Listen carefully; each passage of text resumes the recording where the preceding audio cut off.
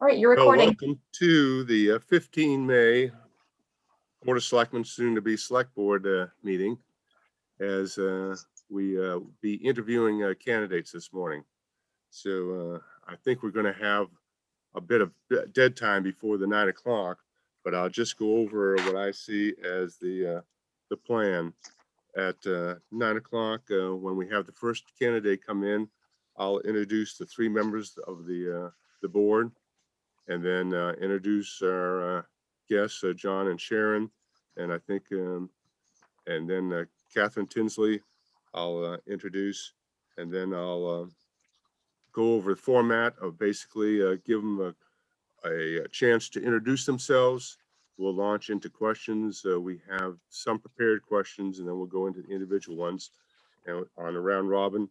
And then I think if you agree that I'll let it run for about 72 minutes, and give or take whatever question we're on, then we'll just stop the questions at that time, and then give the candidate a chance for a couple minutes of closing remarks. Sounds good. All right. Can we go through the list and say who's doing what? Yes. So from the email list. Uh-oh. Okay. All right. I got it. All I right, just you got printed mine. I'm assuming it's the same. Printed All it, right. so I'm assuming It it's the is. same. So we'll just start off. I'll introduce, give the introductions, the format and so forth. Then I'll let them give their own introduction. And then I'll start with the do you regard question. Mm-hmm. All right. That means Diane, you have the Wenham needs a doer. Okay. Catherine has how will you get? Okay. All right. I've got when working in a small town.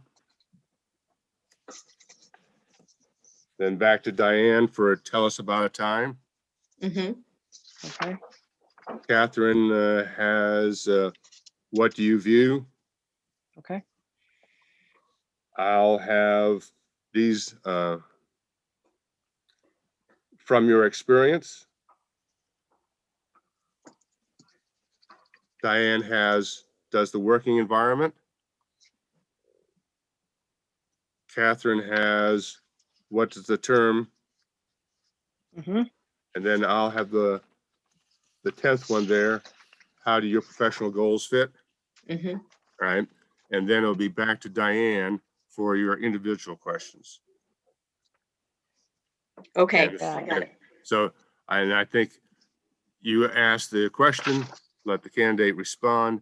And I think if there's a particular follow-up, we can ask one more, but I think we need to stay on that question because 75 minutes sounds like a long time, but we've already got 10 to work through to begin with. Okay.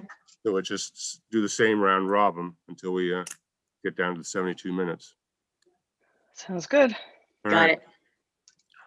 So now we have some sit and wait time. So Catherine Tinsley,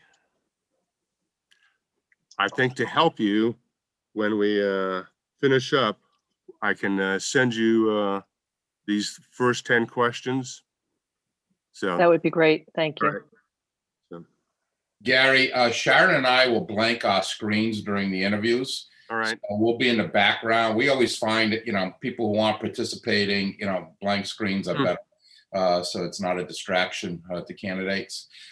So we'll be blank, but we're listening. If you have any questions at any point, we're here to assist. But, we recognize you're doing the interviewing and we're just here for assistance purposes throughout the morning. Sounds good. Thanks for being here. And one other question. So Diane, Catherine, how do you think we should address the candidates? First name or introduce the three of us by full names or any preference? I always go with first names, but I don't Right. know if that's appropriate. It's be nice to introduce ourselves maybe with full names, but if All right. you introduce them as, with a full name, I guess, then we could just use their first names. All right. Okay. I most likely will think we should go with their last names, a Ms. or a Mr. blank blank. I don't know. It just seems more formal. To Okay. say for the first introductions. Yeah. And then I think, I Yeah. don't see us using that, just reading the Correct. question, you're not gonna Right. precede it with their name every question. Right, Mr. yeah, Jones yeah, this, Mrs. Jones that, yeah. Right, All right. right. So, yeah. all right. Okay. And I'm that'll okay give with that. the public the full dialogue too, once Right. they're in. All right. But this is open to the public, right? What? This is open viewing for the public. Yes, It's a yeah, public yeah. meeting, So right? Okay. regular webinar, so. Yeah. So just one more question. There are going to be a couple of questions that are in our list that are obviously sort of irrelevant for one of our candidates. How will you get to know Wenham? I don't know if that's one of them. Yeah, actually, that's mine. So well, okay, so maybe just some rephrase advice it. there. Perhaps you just say, what do you know about Wenham, or what do you think about Wenham? Okay, Yeah. all right. Right. As long as everybody is agreeable. Yeah, yeah. I don't want to ask You have to. silly questions either. Okay. So your process after this, Gary, for the audience is going to be your meeting Wednesday night? Yeah, so after this, and that's one thing we should mention is, once we get the third candidate done, or after each candidate, we shouldn't have any comments at this time, as it's not right on the agenda. And then we'll hold everything off till Wednesday night, when it'll be on that meeting. Wednesday instead of Tuesday, because Diane's got the election in Manchester Tuesday. And I think Nikki has the phone numbers for community input to individuals that she's going to put up at I guess at the end of the meeting and then Yes. online, right? That's correct. Yep, that's Okay. correct. I'll have a slide ready at the end of the interviews and I'll share my screen with that information. All right. Thank you, Nikki. Sure. Okay. Okay. I wouldn't mind 5 minutes of downtime at this point. Sounds good. All right, then let's take a few Reconvene. minutes, Okay. exit the seats as necessary. I think we're all set. You guys Okay. just all want to mute your mics. You're welcome to stop your video temporarily. And then we'll see you shortly. But don't leave the meeting.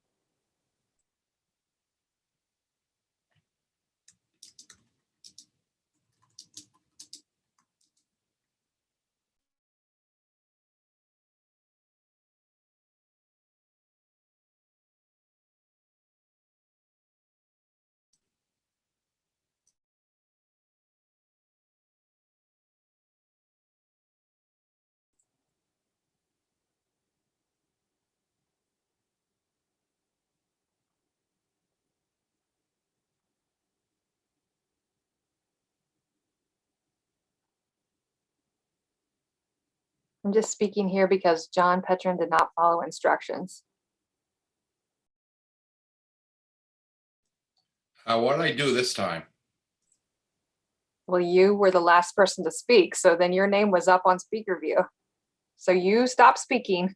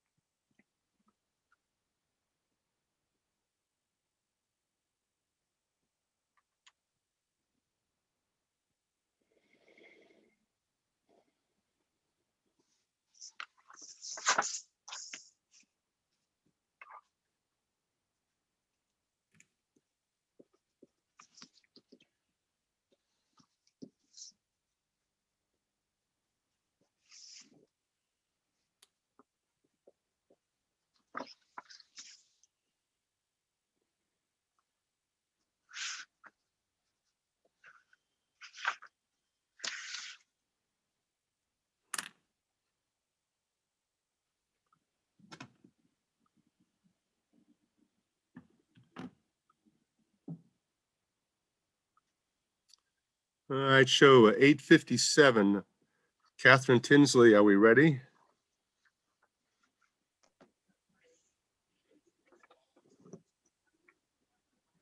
Gary, stand by just a moment. I'd like to start Okay. the recording. All right.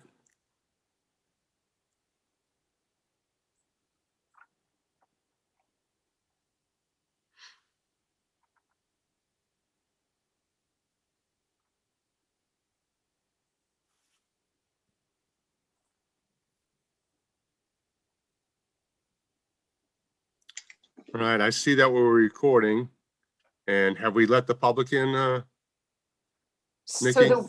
the way the webinar works is the public has a separate link, and those who are attending are already attending in the background. They are not able to speak through the interviews. Right, So members of the public have joined all right. via that And, external link, and our first applicant should be dialing in shortly. all right. And just checking, Catherine Tinsley, ready for the record? Good morning, I am, thank you. All right, thank you. So just before we start, we should also say thank you to the Town Administrator Screening Committee, Lisa Fall, Phil Colarusso, Mike Lucy, Dean Peterson, Ken Whitaker, and Bill Wilson that have done quite a bit of work to get us up to this point. So thank you to that Screening Committee for all your work. And as we said, John Petrin and Sharon Flaherty from the Community Paradigm are with us this morning. And shout out to both Nikki Roebuck and to Tom Younger for organizing this meeting. All right. Are we ready then? You are Nikki? recording, and your first applicant is with us. Yes. All right. Good morning, Jackie. So we have the board convened here. Diane Bucco, Catherine Harrison, myself, Gary Cheeseman. Catherine Tinsley is the recording secretary. John Petrin, Sharon Flaherty from Community Paradigm are listening in, and the audience at large. So our format this morning is we'll start out. We have about a 75-minute period here. So we'll give you a couple minutes to introduce yourself, and then we'll go into a round robin in sequence, so myself and Diane and Catherine, so forth, asking questions. We'll run approximately 72 minutes, and then we'll save the last 2 or 3 minutes for your closing wrap up, if you will. Any preliminary questions, Jackie? No, All just right, want to say good morning to everyone. all right. Good morning. Good morning. So Ashley, I think we have 2 minutes of wait time here, so we can start at 9 to make sure all the public's in. Although it was posted for 8:30. Huh? At all.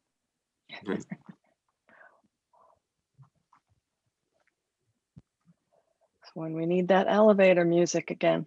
Yes, yes. Okay.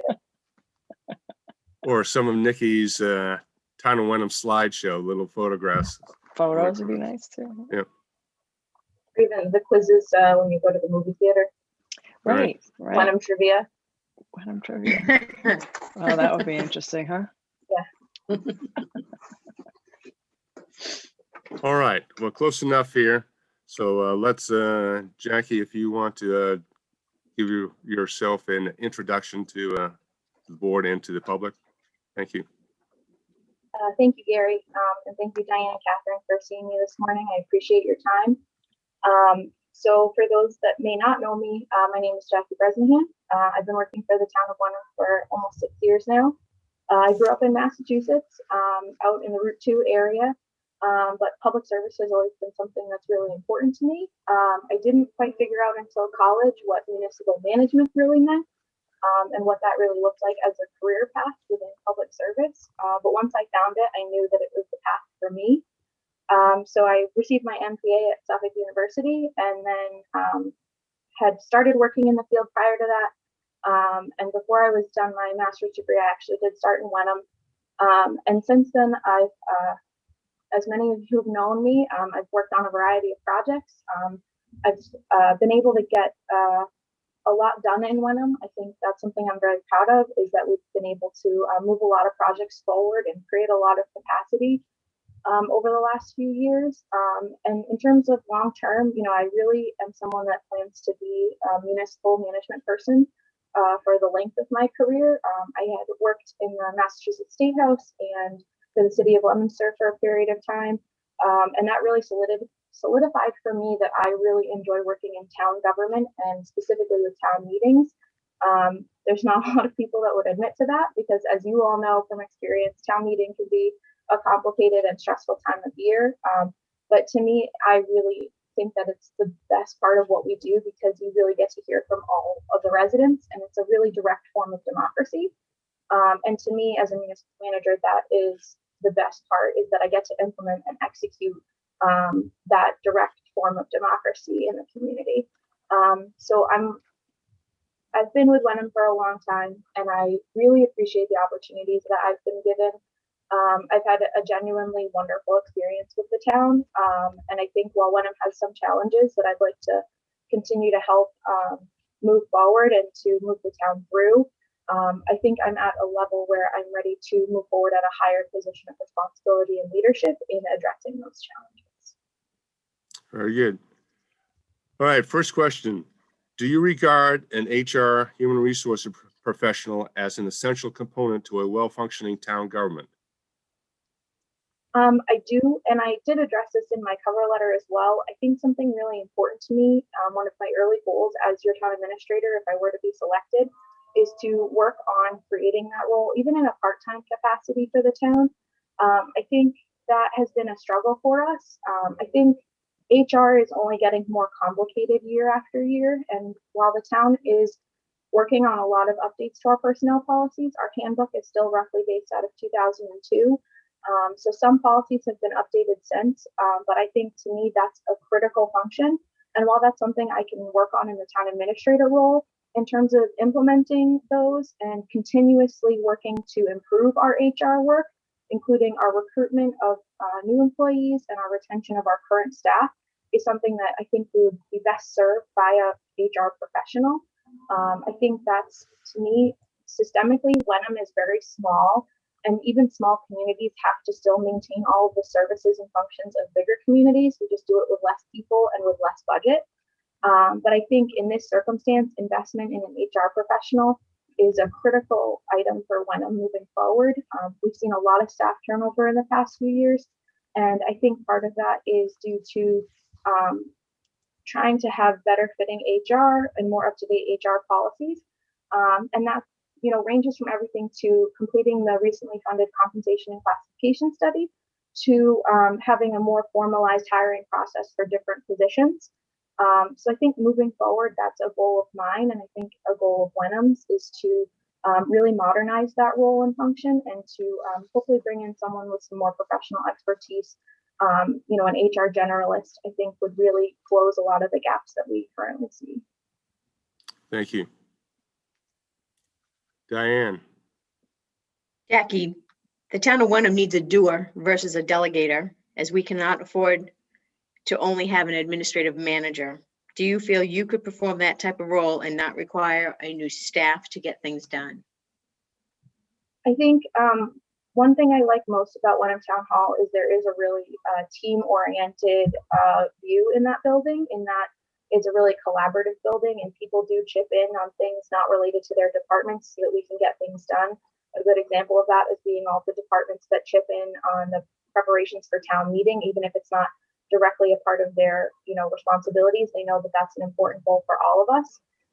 And to me, that's really where the TA comes into play, is to collaborate with the department heads and to work with them to help solve problems, to be a sounding board, and to, for select board related materials, really get the work done, create briefings and proposals for you, stay in communication with the department heads and with the select board to get everything done.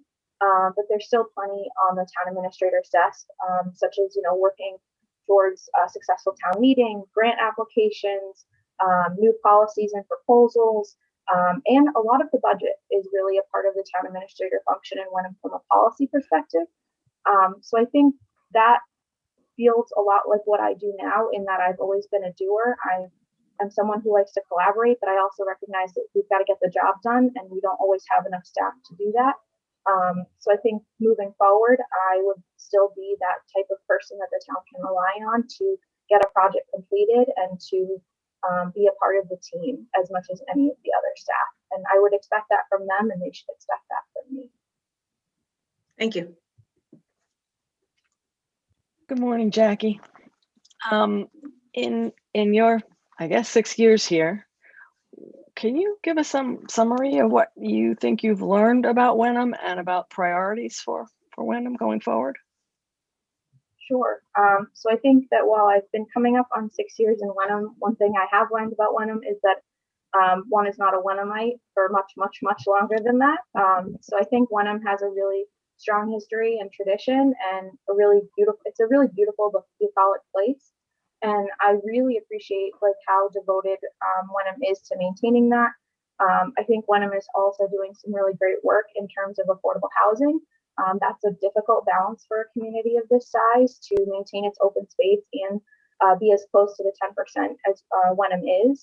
But I also think, through my conversations with residents through the Citizens Academy, as part of the budget process, I think folks are looking forward to the work that is going to come out of the master planning. I think that there are folks who will want to see some considerate commercial or mixed use development, because I think the number one feedback I seem to hear from residents is that they think the staff is great, but the taxes are too high. And that's a challenge that, some financial management can fix, but it's not something financial management can stem forever. So I think over the next few years, Wenham's going to have to continue with the regional work we've been doing with other communities. And that's something I've been a part of and would like to continue working on. I think we're going to continue to need to advocate for communities of our size, including ourselves at the state level, when it comes to funding and grants and how our property taxes get used and funded, and how we're going to fund public education when that regional formula, if it ever gets looked at, does get looked at. That's an important advocacy point for the town. So I think Wenham is really trying to balance that, bucolic open space with some affordable housing, and trying to find a way to provide all of the services that we do, while still keeping it an affordable and appealing place for homeowners and prospective home buyers. So I think that's a difficult balancing act that I've learned that Wenham has to face. And I think we're doing a lot of good things to start doing that. And I'm really excited for the implementation of some of those other things. Thank you. When working in a small town, relationships are important. As a town administrator, how would you build relationships with staff, town, school, and residents? So I think the biggest piece of building those relationships is really listening to what people want. What do they need? As a TA with the department heads, it's what support do they need? What kind of training should their department receive? What kind of ideas do they want to put forward in the budget process to push their department forward? For working with regional partners such as the town of Hamilton and the schools, I think it's really important to advocate Wenham's position to those entities so they understand what we can afford, they understand what our goals are, and so that we can all be sharing those and being on a same level where we can all move forward together. So I think that's a really important task, and I think consistent communication with those entities and partners is really critical. In terms of residents, I think I'd like to continue more of citizen engagement than we've been doing. We recently completed a resident survey about a year ago, and while COVID-19 response has really taken up a lot of our time, I think that's something to get back to. I'd like to see more communication out to residents. I think our social media pages have gotten a lot of more following in the last few years, and I really credit Nikki Roebuck with the improvements on our website and making it a much more user-friendly tool.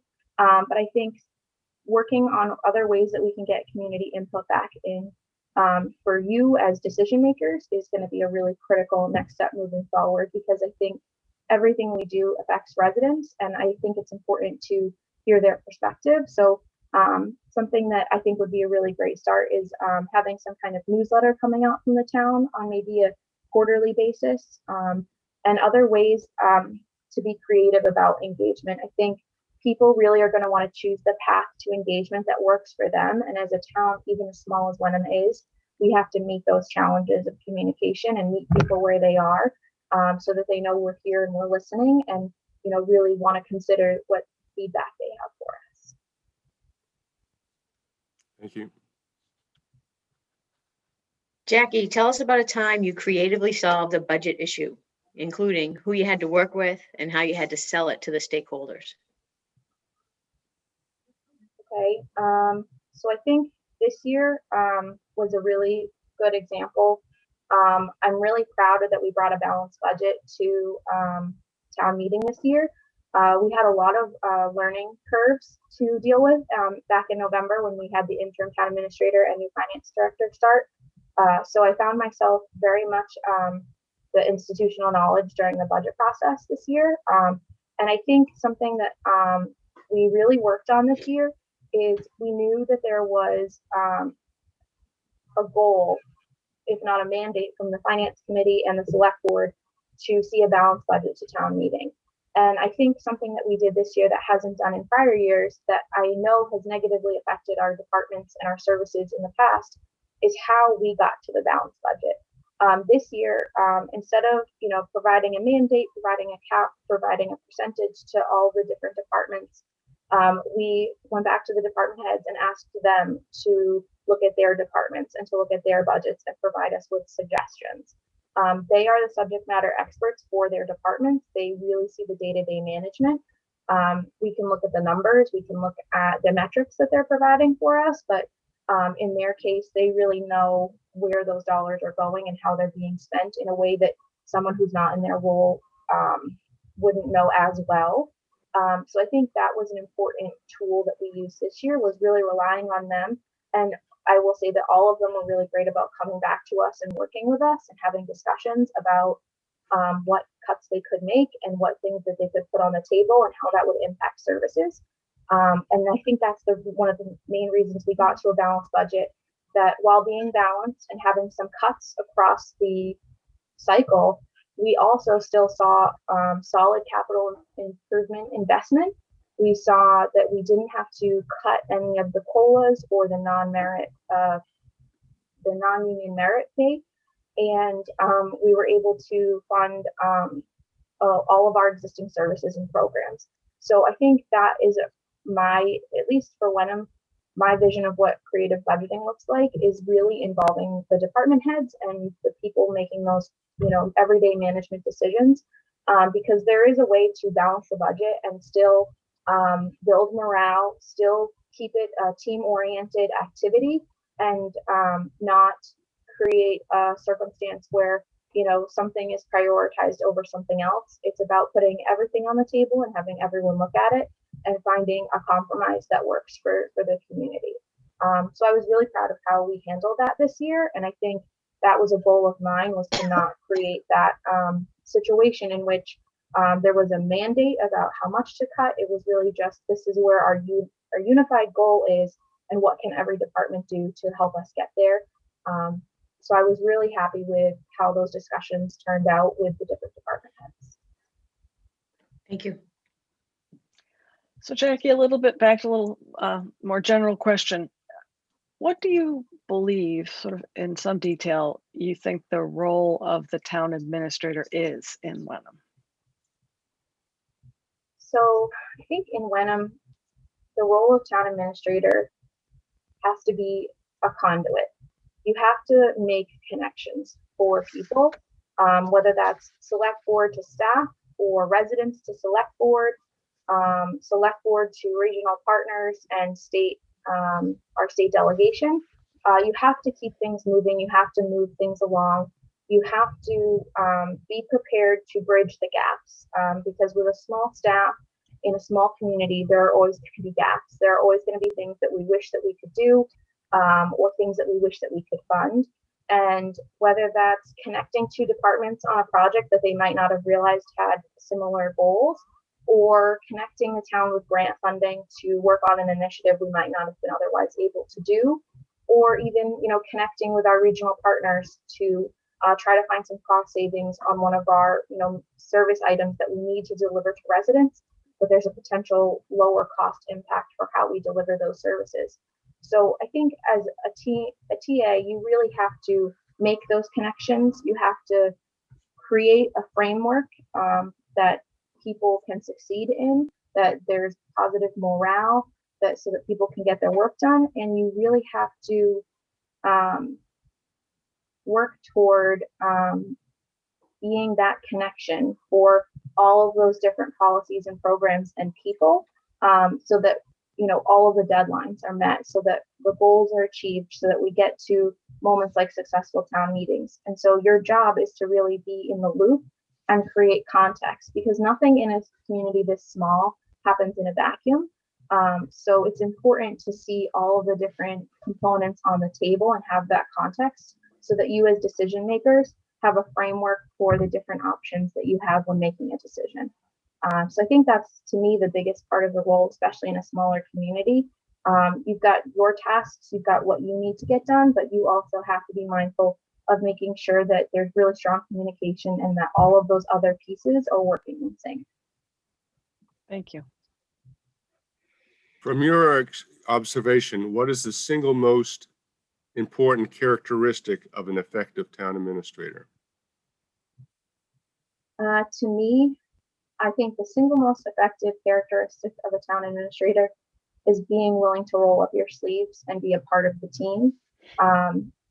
As Diane alluded to in her earlier question, it's not a community where you can really just be at the management level. In Wenham, you really have to be willing to roll up your sleeves. It's a small community. You have to be, willing to work with staff to meet deadlines and to get projects done. And you have to understand that there's a prioritization that has to occur, because we are a small community, that not everything can get done in a given day, week, or month. So your job is to really roll up your sleeves and help get projects done, while working with staff to direct them to what the priorities of the town meeting or the select board are, so that things get done and we can get certain projects done on time, but it makes sense in the order of what you're doing those projects. So that's kind of a two-part answer, but I think it's prioritization and being willing to get the work done and roll up your sleeves with staff. Thank you. Do you think the working environment has an impact on employee productivity, and why? And what is your role in establishing that type of environment? I think I'm really happy you asked. I think that's a great question, because I think it's hugely important. I think as public servants, we see the best and the worst of people. You get people on their best days, and you get people on their worst days. And I think as a service-facing organization, we have to prepare to work with residents and vendors in any circumstances. So I think it's really critical to morale to have strong programs for keeping your staff engaged and for making sure that they feel supported and appreciated. I think, a really tangible example of this is the merit pay program that we have for non-employees. That's a very, dollars and cents form of appreciation and checking in with them and making goals for the future. But I also think a culture of, birthday parties and holiday gatherings and, potlucks is something that I've seen in Wenham Town Hall, and something I really want to make sure that is happening going forward, because I think it just builds a stronger team. People are, happy to be in the building. They're happy to share ideas and collaborate with their coworkers. And I just think it fosters a really positive environment. And I think you can get a lot more done. And I think that that's a challenge when you have a front service facing organization, because you're never sure who's going to walk into the building on a given day. You're never going to be sure what the situation is going to be or what problem there is to solve. But when you have those connections with your team and you have that positive morale in the building, I just think it lightens the load. And I think it, helps that you have those team members to rely on professionally, because you've connected with them in other ways. Great. What does transparency in local government mean to you, and how would you achieve it, or how is it achieved? So to me, transparency is really key, because I think if you're actively trying to work on transparency, as a separate entity from how you do your work, it's going to make it a challenge. It's going to make it a struggle. I think as a local government, especially with a town meeting form of government where we have up to 120 people, if not more, that are part of our decision-making body, transparency just has to be your way of doing business. I think initiatives I've worked on include, making sure that multiple stages of the budget process and financial documents are on our website. I think transparency looks like our GFOA standard document for the budget that I've created. I think it has a lot to do with honest conversations about what our departments work on and what people want to see changed during the Citizens Academy. And I think it means, not wanting to, deny people the information that they need to make decisions. And I think if that's something that is important to you, which it is to me, you make that a part of how you do business. You're constantly updating the website, social media, you're working to make sure your memos are understandable. You're working to make sure the budget document is a good communication tool and it helps people understand the values the community has moving forward versus just being a spreadsheet with numbers that it's kind of hard to dig into. Anyone should be able to open our budget and understand what we are funding and how we want to do business. And I think that's true now. And I think a lot of that has to do with that's how your way of being has to be. You have to be thinking about it with every project, with every task, with every memo. And that's something very important to me moving forward because it should just be available on the website. If you go to do business with any company and they don't have a website these days that's fully updated, it makes you think about how much their communication strategy is working and, does it make sense to do business with them? Everything should be readily available to people because that inspires a lot more genuine goodwill and it makes it easier for people to access. And this is their community, it's their data, it's their budget, it's their town meeting articles. So it should be available to them. And we're always here to answer questions. But to me, that's something I really work to when I'm doing my documents and writing memos, so that making sure things are clear and understandable and available on the website. Thank you. Jackie, how would your personal professional goals fit with your perhaps next 5 years as a town administrator? So I'm really appreciative in Wenham that I've been given the opportunity to be promoted and to move up. So I think for me, I'm at a place in my career where I'm looking for the next opportunity and the next leadership role that I can be doing. And I'd like to do that in Wenham. I know the community. I really like working in the community. And I think Wenham is in a unique position right now to deal with a lot of its challenges. And I think you have a lot of community members who are ready to work with the select board and town meeting on moving through and facing those challenges. For me, I think I'd like to be able to do that leadership role in Wenham and to start implementing those changes. But I think for me, otherwise, I'm definitely looking for the next step up. I'd like it to be in Wenham, but I think I would like to be at the next level, whether that's a town administrator in a smaller community or an assistant in a bigger community, because I think I'm ready to do that. And I'd like to be able to move up into a position where I can be for 5 or 6 or 7 years, because I'm at a point in my life where I'd like to be in a place where I can stay for a while and get a lot of good work done. I find it frustrating to not see projects through to completion. So whatever my next move is, I'd like to, make sure it's the right fit for the community and for myself, because I don't like to see things left unfinished. And I'd like to be in a place where I can get a lot of good work done and get a lot of initiatives moved forward and feel like I've really made a tangible impact. So for me, my next position, that would be my goal, is to be in that role for a while and to really have an opportunity to master it and to really move the community forward. Thank you. So in that vein, what would your first 90 days or 3 months look like as a TA? So I think particularly, I know well in Wenham what some of the ongoing issues in work are, but I think most of this answer would be true of any community for me. I think meeting with all of you is important to understand what your needs are and what your goals are. I think that's an individual process as well as a group process. So I'd like to see within my first 90 days some time to sit with all of you, to sit with our community partners and state delegation, to submit with some of our key staff members and really hear from them what they want to talk to me about. I think I know a lot of the issues and I know many of the players very well, but being in that different role, it's important to sit down and reevaluate with them what their goals for themselves and for their departments are. And similar for all of you, what your goals are for policy initiatives, as well as what your combined group goals for the select board are moving forward. So I think there's a lot to hit the ground running for in Wenham. You know, I know appointment season is coming up. There's a lot of activity still on the table in terms of regular doing business.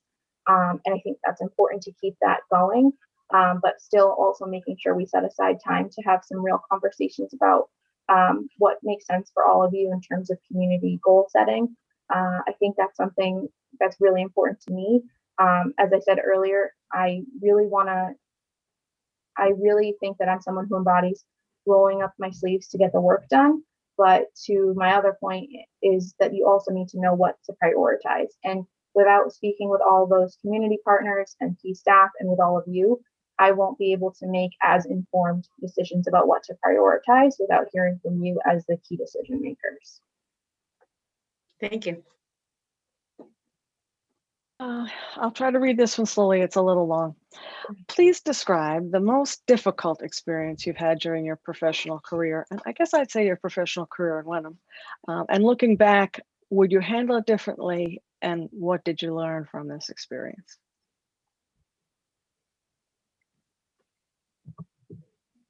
I think for me, the most difficult experience has been, it's gonna be a two-parter for me, and I'm sorry for that. It's okay.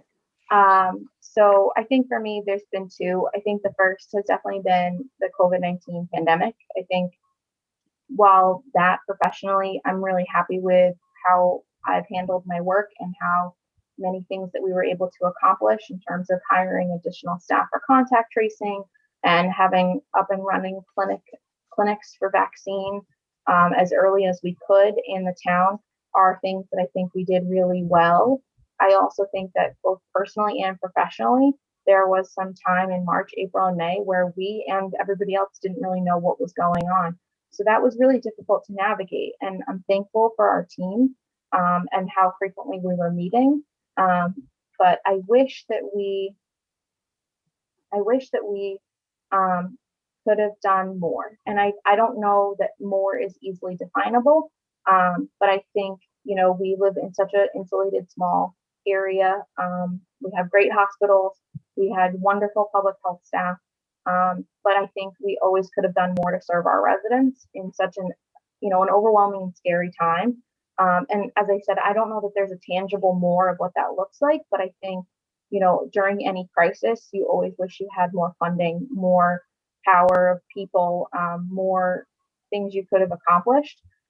So I wish we could have done more vaccination clinics. I wish that we could have done more, but I am proud of how well I think we communicated with the public. We ran public forums. I did a lot of robocalling to get as many folks vaccine appointments as we could. And we really tried to keep business in the town hall operating as much as possible. But I think that's the first, I would say, because I think while that was a professionally difficult time, it was a personally difficult time for all of us with the uncertainty, especially at the beginning. But I think the more tangible, difficult experience is that we've just seen a lot of turnover. So in some ways, that's been a challenge because you lose key staff and you lose their institutional knowledge, but you also lose their knowledge of things that they've done outside of their time in Wenham that really brought good characteristics to the table. And so during, different interim times, I've taken on a lot of new priorities, new projects, new goals. And I think that that's something that I'm happy that we were able to get that work done and do those initiatives. But I also wish that I'd better advocated during those transition periods so that when we were in a transition again, some of the same issues didn't pop up, and that, you know, we had better staff support in terms of cross training, in terms of making sure that more people knew how to do certain things, so that when we do see turnover or people leave a position during different interim times, it's not as big of an impact on the staff that remains. So I think going forward to that end, having someone who's in HR that can really take on that initiative with myself would be really important, and to better encourage cross training amongst departments, and to have some professional development time on the books for that, so that when a staff member does leave, it's not as impactful on the rest of the building. And that's not something we've done before, is having, you know, specific professional development time in building, but that's something I'd like to see us build into the town hall schedule. Great, thank you. As town administrator, how would you deal with the regional bodies that Wenham is participating in? So I work really closely now with the town of Hamilton on several regional initiatives. I think I have a good working relationship with the town. As the current lead of the Shared Inspectional Services Program, soon to be Hamilton's lead, but also recently worked with them on a public health grant for extra capacity in our public health department, along with Hamilton, Manchester by the Sea, and Essex. And that was a very successful collaboration. We're going to see $200,000 a year from that grant for the 4 communities. And I think also, you know, collaborating on communication with the school district. And I think that was something that went well this year. We did communicate our concerns to the district early on in the budget process, and I was a part of the team that met with the town of Hamilton and the district about our affordability concerns and affordability concerns of the select board and the FinCom at the time. And I think that positive communication early on in the budget process definitely had an impact on the final budget that we saw this year go to town meeting. While there were some challenges to the budget this year, we did see the lowest increase from the schools in many, many years. And I think that open communication about what we could afford really early on in the budget process is something I think really helped affect that and helped bring that to town meeting. So I think, you know, I'd love to see more consistent communication. I'm really glad to see the joint board meetings that we're doing with the different select boards and FinComs and the school committee, but I'd also like to see more staff communication and more work on shared programming. I think, you know, with both towns doing their master plan, there's going to be a lot of collaboration moving forward on ways that we can, you know, potentially improve services or save costs together. And I think regionalization is an important way of doing that, because there are some services that aren't necessarily specific to Wenham or to Hamilton or to us as municipalities versus the school. And I'd be very open and willing to work on proposals that, you know, foster those communications and foster those projects, because I think long term, we're all in this together as, you know, the 2 member communities in the school district. And I think, you know, being on the same page about our affordability, about our goals for what we're looking for the community going forward, with, you know, all the community input that's going to be coming in, I think is a really critical communication that needs to occur, especially to, you know, I think as a team of, you know, 2 member communities in the schools, I'd like to see us continue to meet and maybe even do more advocacy at the state level for regional school funding, because that burden is not unique to Wenham, it's not unique to Hamilton, and it's not a unique issue for any of the other regional school districts in the Commonwealth. So I think that advocacy at the state level is an important tool that we can use, especially as we see the school budget taking up more and more of our capacity each year. Thank you. Details have proven to be fundamental in maintaining town government, to be consistent, track important information, and provide stability for staff. Do you consider yourself a detailed person? And what is your method of assuring information is available as needed? So I do think I'm a detailed oriented person. I will say that if you were to take a snapshot of my office right now, it maybe doesn't look that way. But I will say that I'm definitely one of those people that knows my own mess, and definitely knows where everything is and has access to it. And I work really hard so to keep everything organized for others. And because I think I'm spending so much time keeping things on our website, in memos, in documents organized, my physical office does not reflect that. But I think I really like there to be open communication. I think, a good example of that is having materials for meetings online in advance. And that's something I would want to continue to see moving forward. And I think, working with all of you, it's really about making sure you have proposals and briefings well in advance of the meeting so that you have time to read and consider and ask your questions. So to me, it's about, kind of getting on a structured schedule of how and when communication is going to go out and ensuring that, all the different people that submit to the select board understand our deadline for getting things submitted so that you all have enough appropriate time to make decisions. So that's definitely what I would look to see myself doing moving forward. Thank you. So a specific question, I think you'd be the only candidate in this situation that I'd ask this question, but in a maybe somewhat general way, how would you manage the transition from staff to manager in Wenham? It's difficult, I think. Sorry, what was that? It's a difficult job, I think. Yes, that's true. I think transition is challenging no matter how prepared you are for it.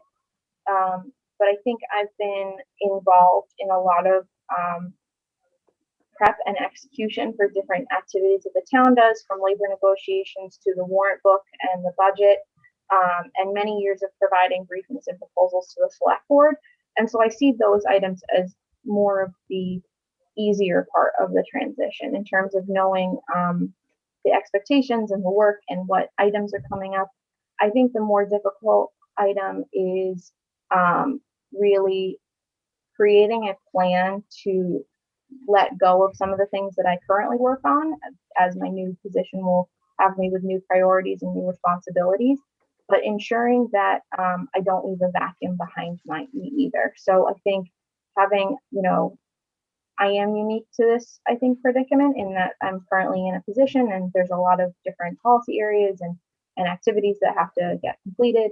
So I think making sure that there's time for transition, making sure that there's, an interim person in place is really critical, because then it'll, allow me time to transition that person and then work with the interim TA to transition into that position. So I think it has to definitely be done in a logical way. I think it has to be done in a way that we know who's going to pick up certain tasks. We know what certain policy areas are going to be transitioned to who. And then from there, that's when, starting to take on the TA role. I think, as I said earlier, it's meeting with all the department heads, meeting with all of you, understanding the goals beyond what I already understand them as, so that I'm really spending my time in the right place. I'm spending my time on the new position while still, having everything I've learned in the context of what I had been doing before. So I think, it is going to be a challenging transition. It will take, I think, most folks will have to give a lot more notice from other communities. And while I won't have to give notice so much, I will have to make sure that there's appropriate time to do that transition and to make sure that I can really focus on my new role, because the things that I would be taking care of otherwise are already kind of handed off to someone. Okay, thank you. So next one is a little bit of scenario. You're comfortably sitting behind your desk when you hear yelling out in the hall, only to go out there and find two of your department heads shouting at each other. How would you handle personality conflicts among the staff? So I think, my first thought is to, try to get everybody separated, give folks time to cool off, kind of, back to your corners, so to speak. Ask people, can you take a walk outside? Can you head back to your office? Like, I'll come and I'll speak with you. I think, once you're in that moment of,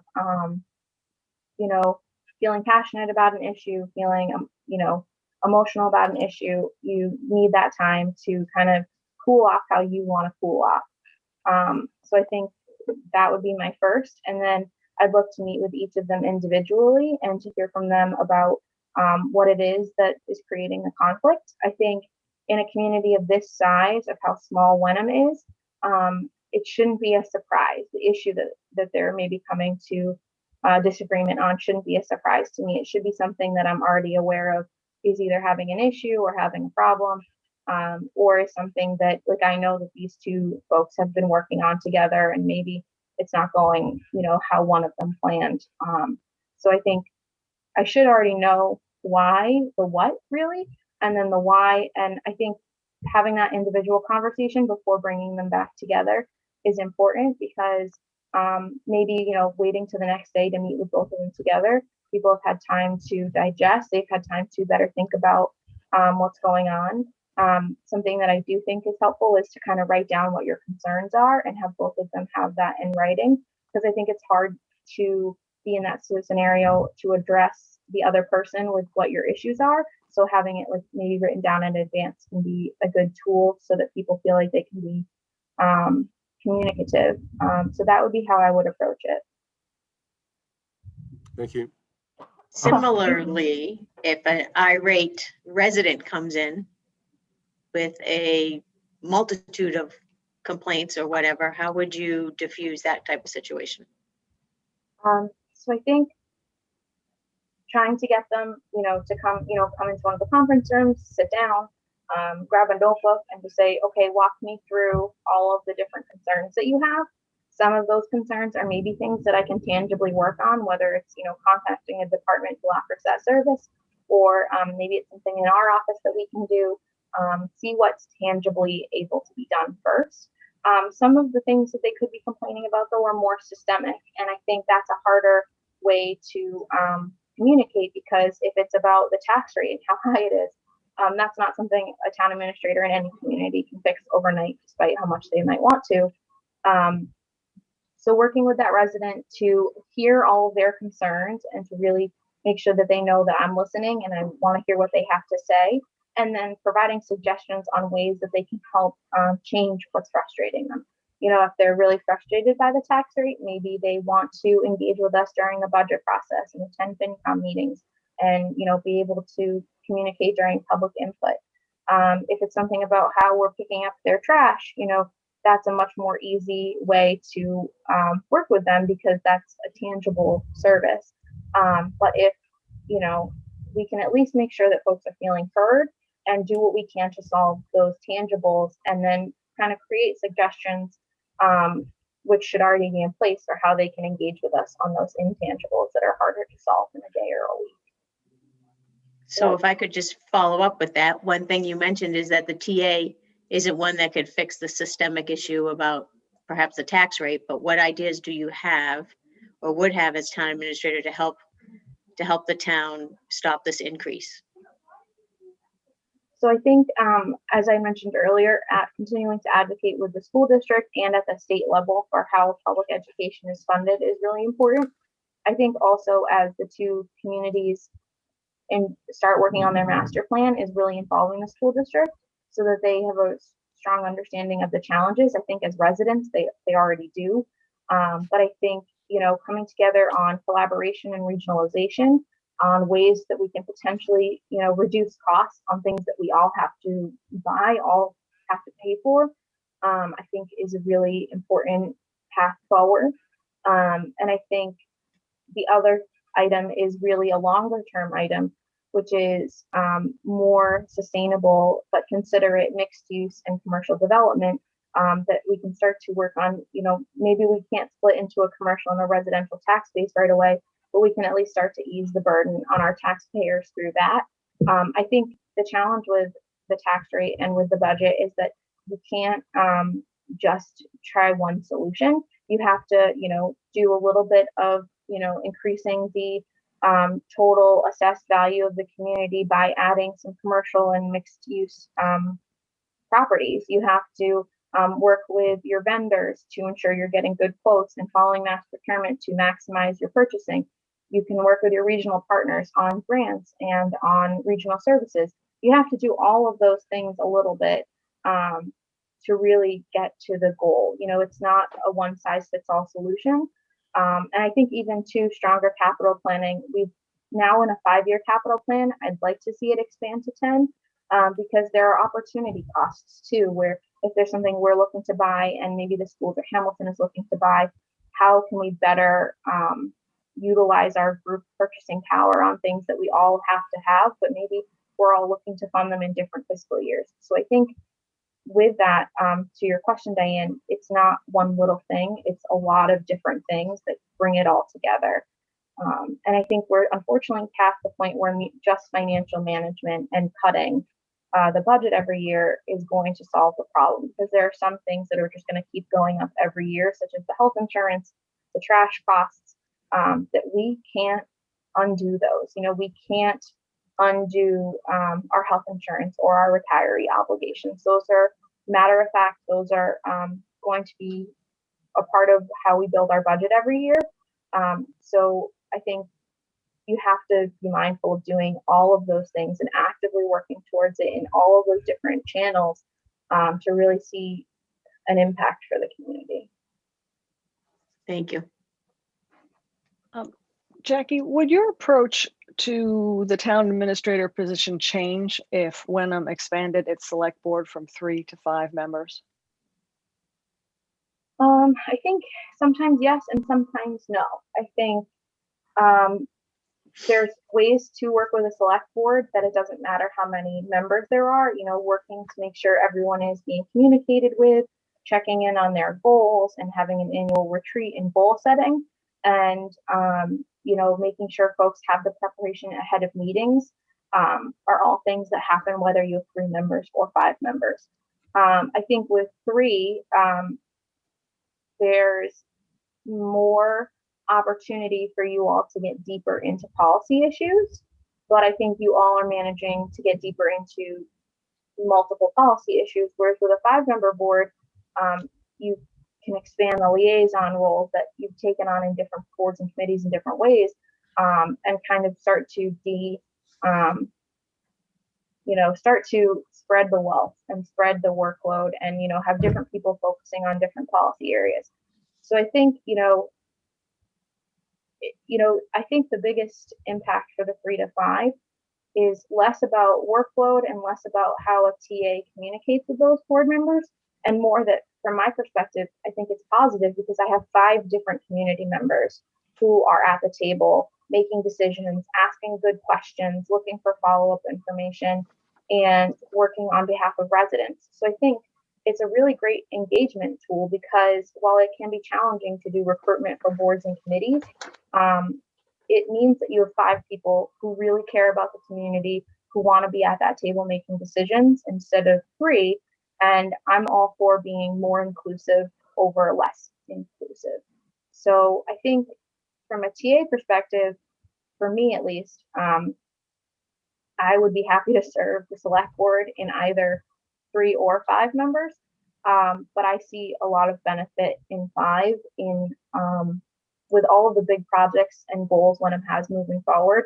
Having more dedicated, caring, thoughtful people at the decision-making table isn't a bad thing, in my opinion.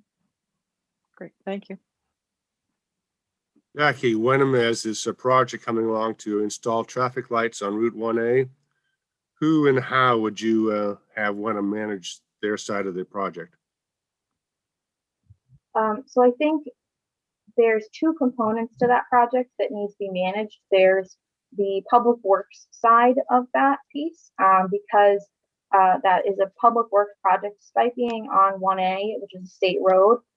It's still a public works project in the community. So I think having the public works director heavily involved, because that's, their niche, that's their expertise, is really critical. But then making sure that that person has support with citizen engagement, social media, and the website is the other piece, because a project of that scale really needs good communication. It needs to be transparent and open to the public.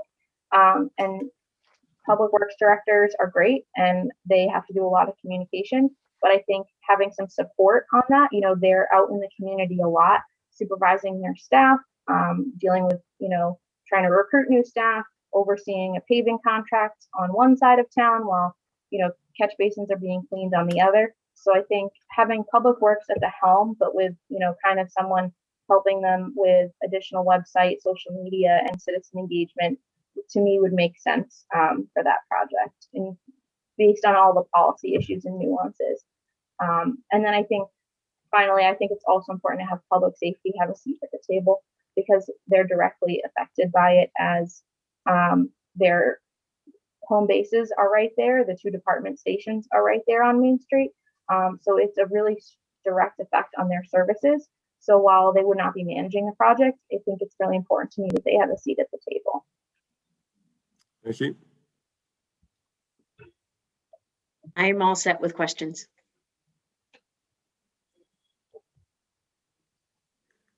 Do we still have time? Yes, we have another 20 minutes for questions. Oh, then I'm sure I can find more questions. If you only knew, Jackie. Please describe for us your personal qualities that you bring to your professional life. I like this question because I think there's not a lot of times that you get to talk about what an enthusiastic person you are without seeming like you're being a little much. But I would say my enthusiasm is the first characteristic that I bring to the table. I'm excited about public service. I'm excited about working in a local government. I think, to me, there's a real impact you get to make in a community of this size at the local level, that I think I would be frustrated at a higher level of government. You have to work with so many people at every layer of government, but to me, you get to really know the constituents, know the residents, know the community at the local level. So that's something that really excites me about municipal management. So I think it's that enthusiasm, the excitement. I think I've demonstrated that I'm really willing to get the project done. I am a hard worker, and I think that's really critical in a community of this size, where you really need your staff to be on board and able to prioritize and get projects done and work hard at them, and still, work with residents. And so I would say, lastly, I'm definitely a people pleaser, and I think that is reflected in how I approach customer service, which is a huge part of how a town hall has to operate. Because while they are our residents and there's a lot of democracy and public value that we need to add every day, the public value and input is just to create those services for our community members. And so it's important to me that even if people can't have their problem solved, right when they walk into town hall, there's someone who's there to answer their questions, to follow up with them, to send them an email. And I think that's something I've worked really hard on the past few years. And it's something I would be extremely committed to going forward, is making sure that people feel like they can come into town hall and have a positive experience. And even if we can't give them exactly what they want, we've heard them and we've done our best to make sure we've given them the resources we can provide to solve their problem. Thank you. Jackie, as a new town administrator, how would you start off your tenure with the discussions with the department heads? So I think, I'm in a unique position in regards to this question because I've known a lot of them for some time and have served with many of them for some time. We have, it's not lip service when people say we have a really great staff in the building. I'm really proud of how they've handled the pandemic and how we as a team work together. Something I'm really missing is being together with them in department head meetings. Not that any of us love how long they go for when we have them, but I think that my first goals with working with them is to, sit down with everybody together and just talk about how genuinely happy I am to be there, and also to hear from them about, concerns that they think I should be addressing, concerns that they have for their departments, and, what do they need from me to feel well supported. I feel like I do a good job in supporting them as a fellow colleague, but that it can be a very different support from what you get from, your supervisor. So I think helping them feel like they have the tools they need to succeed, and hearing from them about what type of support they look for would definitely be part of my first few weeks. Thank you. Still good, Diane? I'm still good. It's wonderful All right, listening. Catherine. Okay. One population that we haven't talked much about, but more than a quarter of our population in town is over the age of 60. How do you propose we best support those residents? So I think something I'd like to see us pick up as we kind of wind down our pandemic response is the work that the Wenham Connects group has done on our Age and Dementia Friendly initiative. I think there's still plenty of ways to implement that, and I would look forward to working with whatever group takes on that Age and Dementia Friendly study. I think I'm really interested to work with the social services aspect of our town government study committee that they haven't really gotten started yet. But I think that is going to be a really good tool for determining how to combine and strengthen our social services. I will also say that I'm really pleased that we have recently gotten the grant for the public health excellence that will provide a social worker.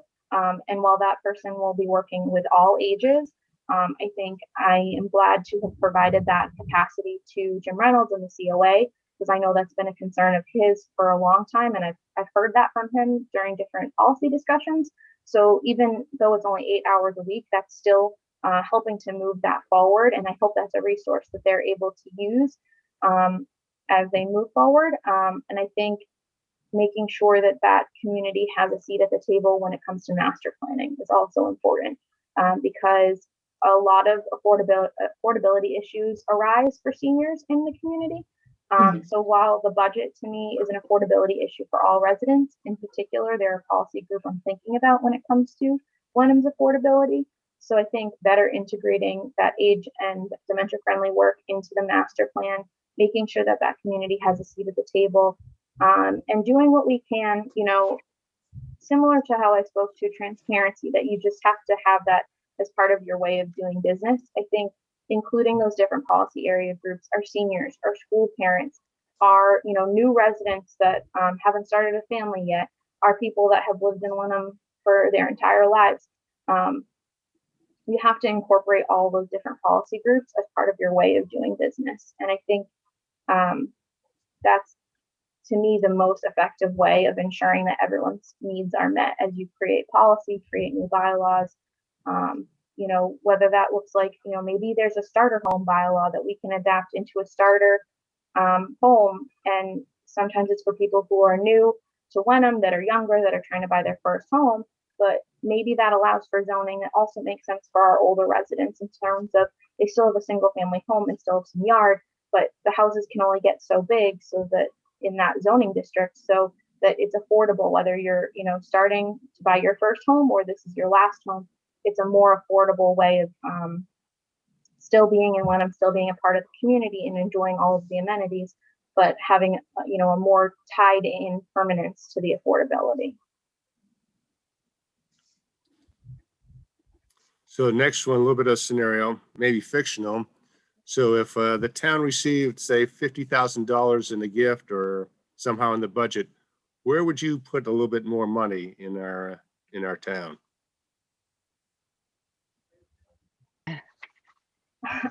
That's a really good question. To have it not be guided by, a particular policy area is almost a little dangerous, because usually everything is so regimented that we get from grant money. $50,000 that I could spend on anything. Well, this is not an exciting answer, but I think it would be an HR professional. I think it would be building that at least as a part-time role into our budget. And then I think the other thing that I would think about that's a little bit more fun, a little bit more silly, but we don't always have time or money to spend on things, is like a picnic table for outside town hall for the staff.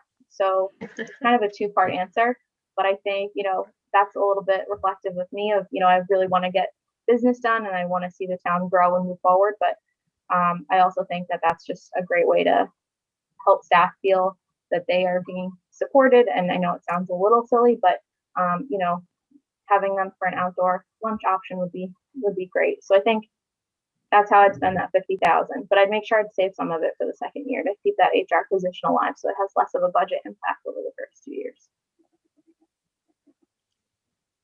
Back to Catherine then? Yeah, do we have one more? Yeah, we got a couple more minutes, yes. Okay, so another scenario kind of question. What would you do, I guess, when your opinion on a given subject differs from that of the select board's opinion? What if actually during a board meeting, this is two-part question, so that's sort of one general question. What would you do if during a board meeting a motion is made to, you know, enter into an executive session or do something that violates the open meeting law?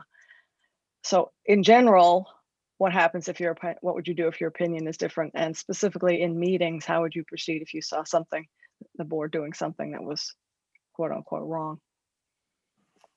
Okay, so I think part one, I would expect to know that we disagree, whether that's through an individual meeting or prior communications. I wouldn't expect that I find out that we would potentially disagree about something in a public meeting. Typically, you know, the TA in Wenham has briefed all the select board members on ongoing policy issues. So I think that's definitely a conversation we would probably have in advance. I think I would definitely want to ask each person individually why maybe they felt that way about an issue. I think it's important for me to understand where you're coming from when it comes to making a decision.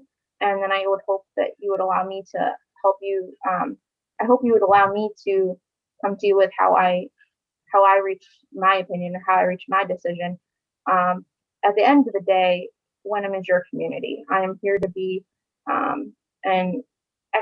someone who executes the vision, who implements the initiatives, who moves the community forward.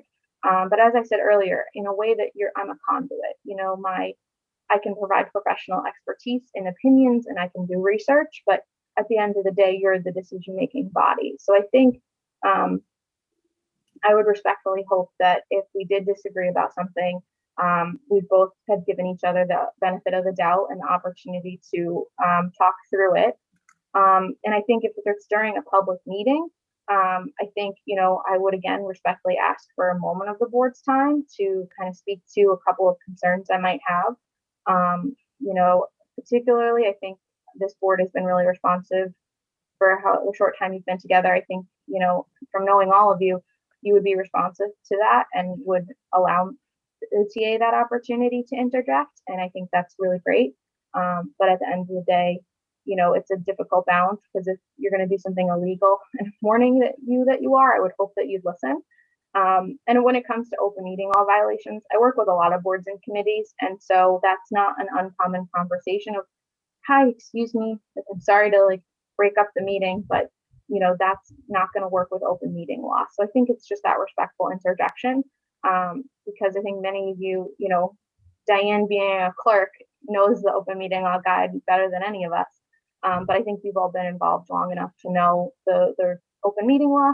And if you need that reminder, I would just respectfully interject and provide it. Okay, thank you for that. So Wenham has some very long-standing non-government organizations and some new ones. What do you see as the town government's role in dealing with the local other organizations? So I think that we have a unique opportunity to affect a lot of change in the small, you know, 8+ square miles that we have to work in. And I think listening to the community and to the different community groups is a really active part of that. And I think creating a policy for how we work with those community groups is important to me, so that we treat all of them fairly and give them all time. I think, you know, there's a lot of positive work that can be done in nonprofits and in community groups that maybe we can't do, you know, based on, you know, if there's a mass general law or a budget constraint. So I think having those community partners at our disposal to bring to light new issues, to do research, to provide funding is an integral part of how we do business. I think it just makes, you know, we're government, but that's governance, because you have that, network of private and public entities working together for shared goals. So I think it can be a really collaborative way of doing business and can provide, whether it's more policy related or direct service impact.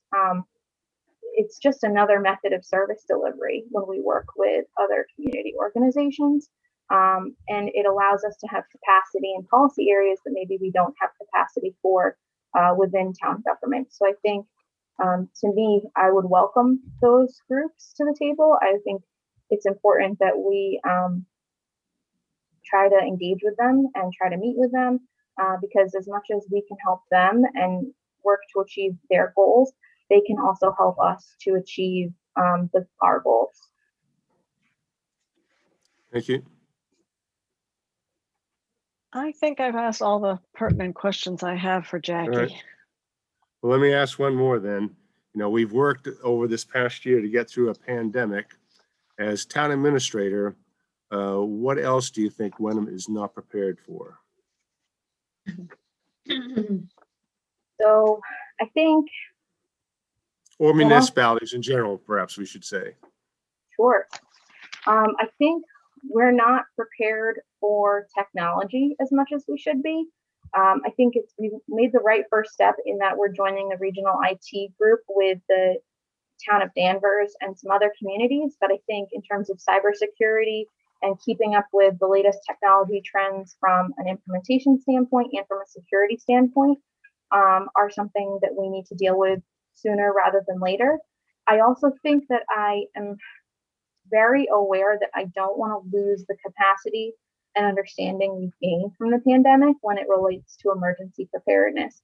So something that hasn't been done for the past few years that I think we need to work on bringing back is appointing an emergency management director from within our staff, so that there is someone working to actively codify and drill for emergency preparedness. The Board of Health does their emergency preparedness work, as do police and fire respectively.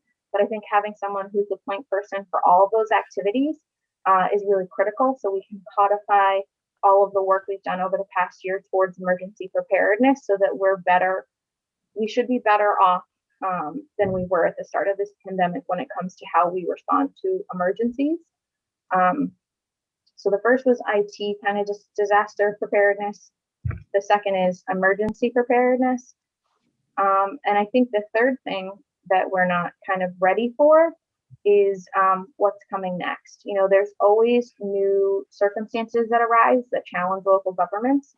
I think we're trying to work on our climate resiliency. We've done our hazard mitigation planning, and I think that's really good. But I think we need to just be mindful that, it's so difficult in a municipality of Wenham size, because we start our budget in September and we work on it through the holiday season, through the spring, and we bring it to town meeting and it gets voted, and then it takes effect on July 1. And then that September, we're already looking at the next year. So I think that's a difficult way to budget in terms of being adaptive to changing circumstance. If things come up, we're not always in a position to fund changes well and quickly. So I would say creating capacity through a capital planning fund, through adding to our stabilization fund, to better creating a system of reserves, monetary reserves, would help us to better face those challenges that we don't know are coming when they do arrive. Anything else, Diana, Catherine? I'm all set, thank you. All right. Well, Yeah. one last one then, Jackie, is how would you get better participation or turnout for annual town meetings? So I think I would definitely look to work more on our citizen engagement throughout the whole entire year, so that folks feel that town meeting is just another meeting that they have to go to. It's not a one and done. I think, the Citizens Academy is something I'm looking forward to continuing with, as well as, potentially doing a newsletter. So I think those are important issues. I think we've done a lot more in the last few years with social media and a postcard mailer to get folks to come to town meeting. I think having a budget forum is a good tool that we've been using since I've been in Wenham. in terms of helping folks feel like they're engaged on the issues. In terms of turning up to town meeting, I think outside of COVID, it's going to be a challenge for all municipalities. I think I would hate to see us reduce the quorum number because I like that it's democratic and there's a good volume of people that have to come to make a decision. But I think we also need to start thinking of, does Saturday still work in terms of getting turnout? Do we have to look at a weeknight? Do we want to talk to Hamilton about, potentially us going in the morning and them going in the afternoon for a few years? Is there some creative way, whether it's scheduling or otherwise, to draw people in, so that it becomes, an event that it's not a can't miss event, but it's an event that's difficult to miss because we've made it so easy for people to attend. So I think, I love the tradition in Wenham of the lunch with the WBIS and the afternoon town meeting. I think it's, when I came to Wenham, I was startled by the lunch, and I think it's an amazing tradition. But maybe it's a dinner on a weeknight. Maybe there's a way to, work the schedule that we can find a day and a time, through a resident survey, that we can see a higher volume of people attend. Thank you. So that's the 72nd minute I make it. So you got about 3 minutes if you'd like to wrap this up with comments or conclusion, Jackie. Thanks, Gary. I want to thank you all for your time this morning and for your questions and for giving me this opportunity. I also want to thank the screening committee for moving me forward as a finalist. I have gotten a lot of great opportunities in Wenham to learn and to grow and to work with people who have been great mentors when it comes to municipal management. Right now, I think I'm excited to be here. I'm excited to move forward in my municipal career in terms of my personal growth. And I think that Wenham is the place that I could do that successfully. I think I'm uniquely suited to meeting a lot of Wenham's challenges because of my institutional knowledge and my time in the community. And I think I could really hit the ground running, working with all of you on your goals and working with the different elements in town hall and in other departments to make sure that we don't miss a beat, that projects that are ongoing continue, and that we start really, building capacity and some time of, I don't want to say static time. I think we should be a dynamic organization, but I think having some, time where we see less turnover of staff, we see less changes, so that we can really get to work and get the job done instead of, having people leave and having interims.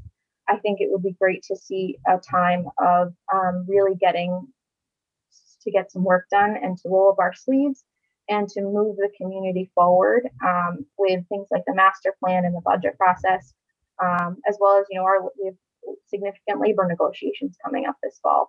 So I think, moving forward, I have a genuine interest in collaboration and citizen engagement, and I would like to work with the community on all the different upcoming initiatives and to implement those successfully, so that Wenham can really start to be, moving forward, achieving its goals, and starting to address some of the longer term challenges that Wenham faces. All right. Thank you. So pretty good. 74 minutes. So, so plus or minus one. We have the right So, person to lead us here. all right. Well, thank you, Jackie. And Thank I you think for the public out there and for those on the view here, we got a little bit of a break. So come back in 5 or 10 minutes. That sound good, Nikki? That'll be Nikki's- just fine, Mr. Chair. Our next applicant has not quite joined yet, so take a break. All right. Great. Sounds good. Thank you. Thank you. Thank you, all. Jackie. Have a Thank good you. day, Jackie. Yep.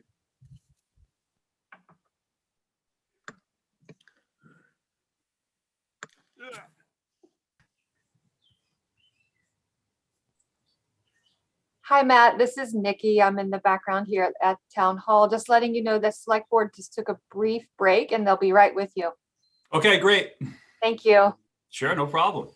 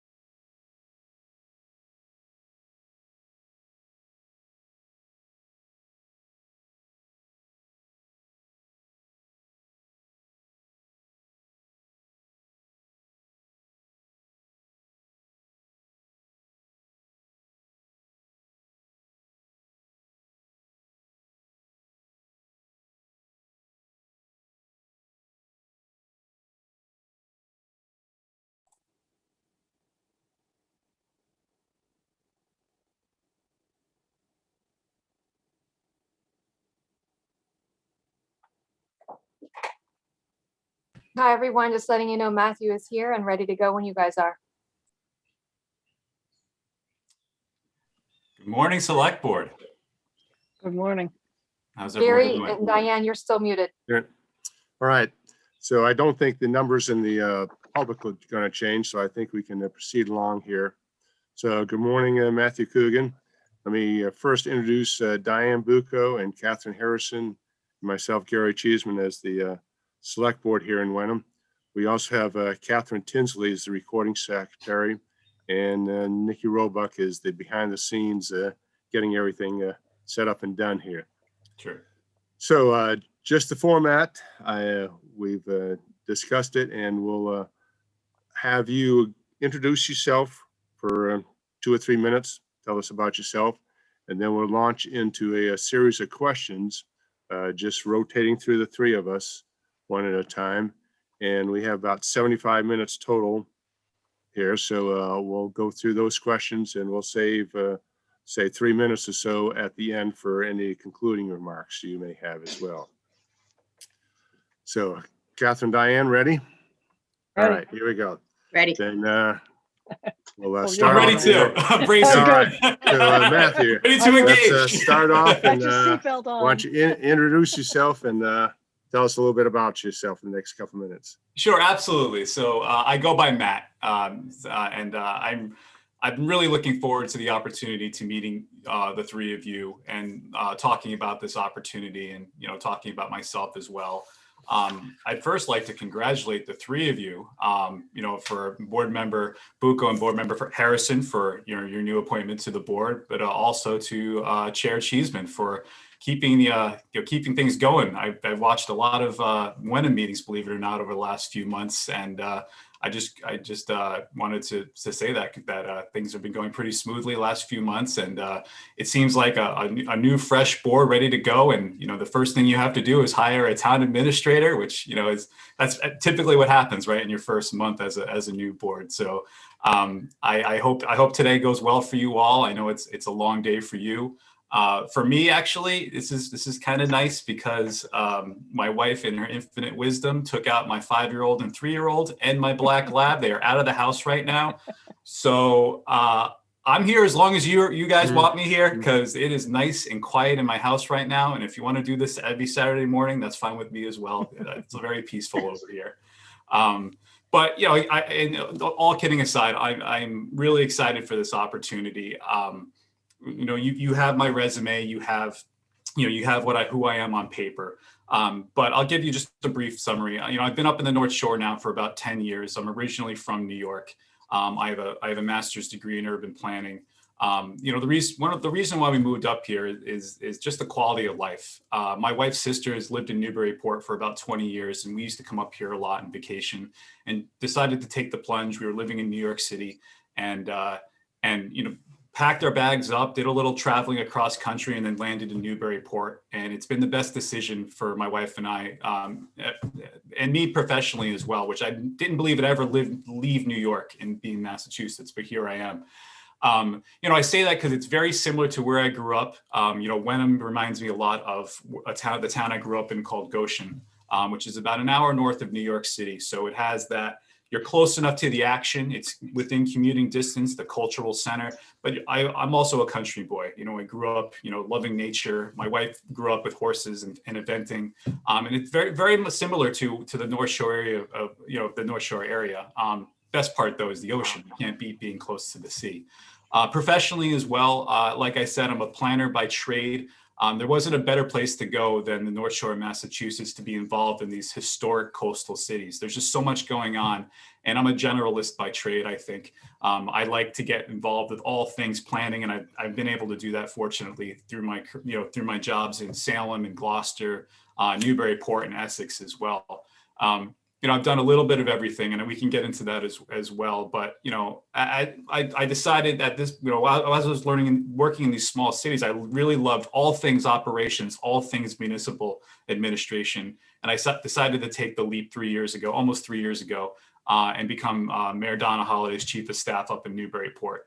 And I really learned quickly how to drink from a fire hose. I'm still drinking from it. But you know, it's a good skill to have. It's been a tremendous experience, broadening my breadth and scope, getting involved not only in planning and project management, but collective bargaining, budgeting, you know, and anything that comes our way. So, you know, I feel like this experience is I'm ready to take that next step. I'm interested in becoming a town administrator. We just moved to Ipswich, so I'm generally in the vicinity. We just put our roots down here. My son starts kindergarten in the fall, so I'm looking for something. I'm looking for some stability as well. So I really like the idea of this opportunity. I feel like my experience in coastal cities in the North Shore, but also in Essex as well, translates well to some of the challenges and some of the opportunities I've been reading about in Wenham. And in general, I'd love the opportunity to work and, you know, work and be part of the leadership team in such a beautiful place like Wenham. So that's my opening statement. I'm really interested to see what kind of connections we have over Zoom. You know, unfortunately, we're still Brady Bunch style, learning with each other. But you know, I'm really looking forward to this conversation. All right, thank you. So first question, do you regard a human resources professional as an essential component to a well-functioning town government? Yes, I would say that would be my initial answer. Yes. I think that, you know, Newburyport didn't have an HR department about 8 years ago. And through, you know, having someone that keeps your eye on the ball and really focuses on all things HR, compliance, health insurance, workers' comp, personnel policies, I think it's very important to have somebody focused on that. Whether, you know, and I think there's possibilities to gradually, you know, roll in that type of program. I work very closely with our HR director. You know, we do collective bargaining together. We work on personnel policy together. And it's been really helpful. And I've learned so much from somebody. Our HR director has almost 30 years of experience in the private sector doing HR. So having someone with a breadth of knowledge and understanding and, you know, really knows, you know, more than just the you know, the town administrator or the leadership position, it's been extremely helpful in my experience. I've also worked in, you know, I've been working in Essex as the town planner for a while, and there's a space there is not an HR director there, but I think you know, there's obviously ways to, you know, if there's the funding or the resources aren't available, you make do what you can, and you learn and do the best you can. But I think it's an important part of a structure of an organization. Thank you. Hi. Hello. Wenham, the town of Wenham needs a doer versus a delegator, as we cannot afford to have only an administrative manager. Do you feel you can perform that type of role and not require a new staff to do so? Absolutely. I think that, you know, it's an interesting position, the chief of staff in Newburyport. You kind of parachute down into whatever issues that are happening. You figure out ways to support your department heads and obviously support the mayor and her decisions, and then ultimately to the city council. You know, I think that I enjoy learning. I'm a quick learner. You know, one of the first things I did when I started my job here is I set time to go meet the water department operator and the sewer treatment plant operator. I wanted to know all things water, all things sewer, and kind of downloaded that information. So when, you know, when a budget item came down or something was broken and needed fixed, or a capital item was being proposed to the mayor to approve, I wanted to know exactly what that meant, what the critical path was. You know, and use some of my experiences as a planner, you know, as far as capacity, what does it mean to have equipment and growth as far as meeting your population needs and your future needs, let alone climate change and sea level rise. I like to get my hands dirty. I don't typically wear a jacket. I have my sleeves rolled up. I like to get in there to support people. It's a fine balance. Sometimes you delegate and you let your staff and you let your department heads run the show. But you know, one of the things I've done that I take a lot of pride in is really forge close relationships with the department heads so that they come to me when they need support or when they need help or when they need guidance, and they know that I'm going to jump in and support them as well. The last question, as far as HR, it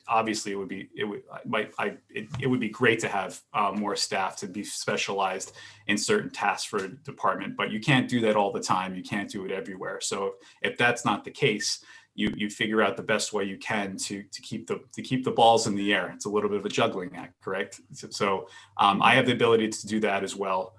That fire hose is, I know it's maybe a different brand fire hose, but I'm sure it's the same type of nature in Wenham as well. No matter what the scale of your community, there's going to be a lot thrown at you all at once, and it's good to be poised and kind of take things on and sometimes you have to get down and really do the work yourself, which I'm more than comfortable doing. Thank you. Thank you. Hi, Matt. Thank you for joining us today. My question is, you talked a little bit about this, but how have you and if you're chosen for this position, how will you get to know Wenham and the folks' priorities for the community? Sure. So I obviously don't know Wenham as closely as you and fellow Wenhamians. Is that what we call Wenhamites. I'm sorry? Wenhamites. Wenhamites. I like that. I don't know if I'm an Ipswitcher or an Ipswichian. I still got to figure that out. But I don't know the community as well as you all right now. I lived in Essex for about 5 years and kind of know the geography. And as a planner, working with the MAPC and working with the North Shore Task Force, I kind of understand how it fits into the general lay of the land. But if I was to be hired, this is what I would like to do. And what I did in Newburyport, which I found was very successful, is sit down with all department heads, forge those close relationships, go to their offices, go to the fire station, learn the apparatus, go to the police station, meet all the staff. In Newburyport, because I was there, I was available, I was accessible, my door was always open. I tend to make all my phone calls on cell phones. I'm always available. I quickly forged strong relationships with the staff in Newburyport, and I've done that in my career as well. There's a level of trust. There's a level that they can come to me with issues, and I'm going to help solve them. I'm not going to reprimand, or I'm not going to be upset. I'm going to help them genuinely. I'm also the gatekeeper to the city council and getting policy passed and getting budgets passed. And there's a level of trust because I started early on with those relationships. Obviously, it's a little more difficult through Zoom, through this forum, but it's formal, informal. It's always good to have an open line of dialogue. And with this board as well, I think it would be really important to have multiple avenues of communication. You have your bi-monthly select board meetings. I would love to carve out time to talk about general policy and plan and process. But I also think there's opportunities to workshop, to do retreat workshops where we can really get down into the nitty gritty of, kind of pursue items, issues, and topics a little more in a more focused way in a different type of setting. Peppering that in with, conversations with all of you on an individual basis. I believe you all want the best for Wenham, but we all have different ideas of what the best means and how to get there, what resources need to be allocated. So I would love to be able to talk with you all on a personal basis. And eventually we'll all be in the same room, right? At some point, and we'll be able to make those connections, those informal conversations that we used to have, that I used to walk by and say, hey, how you doing? And all of a sudden we're talking about something that we wouldn't necessarily have set up time through a Zoom forum or played phone tag on a cell phone. What did you want me for? Oh, I don't remember, whatever. So I think that my communication, I like all different ways, all different avenues of communication, formal, informal. And I think, my office at City Hall in Newburyport is right in the middle of the action. My door is always open. I'm able to answer any question that department heads like, residents like. We've been open now for about a month, so I'm back to my job of letting people know where the restrooms are, where the passport agent's office is. So I think that's how I would handle it, and I think I've had a lot of success in my communication skills and getting people together and building trust. Does that answer your question? Yes, thank you. Thank you. Good. When working in a small town, relationships are important. And you've told us how you build relationships, but how would you foster collaboration when groups disagree? Sure. Yeah, that's a good question. Sometimes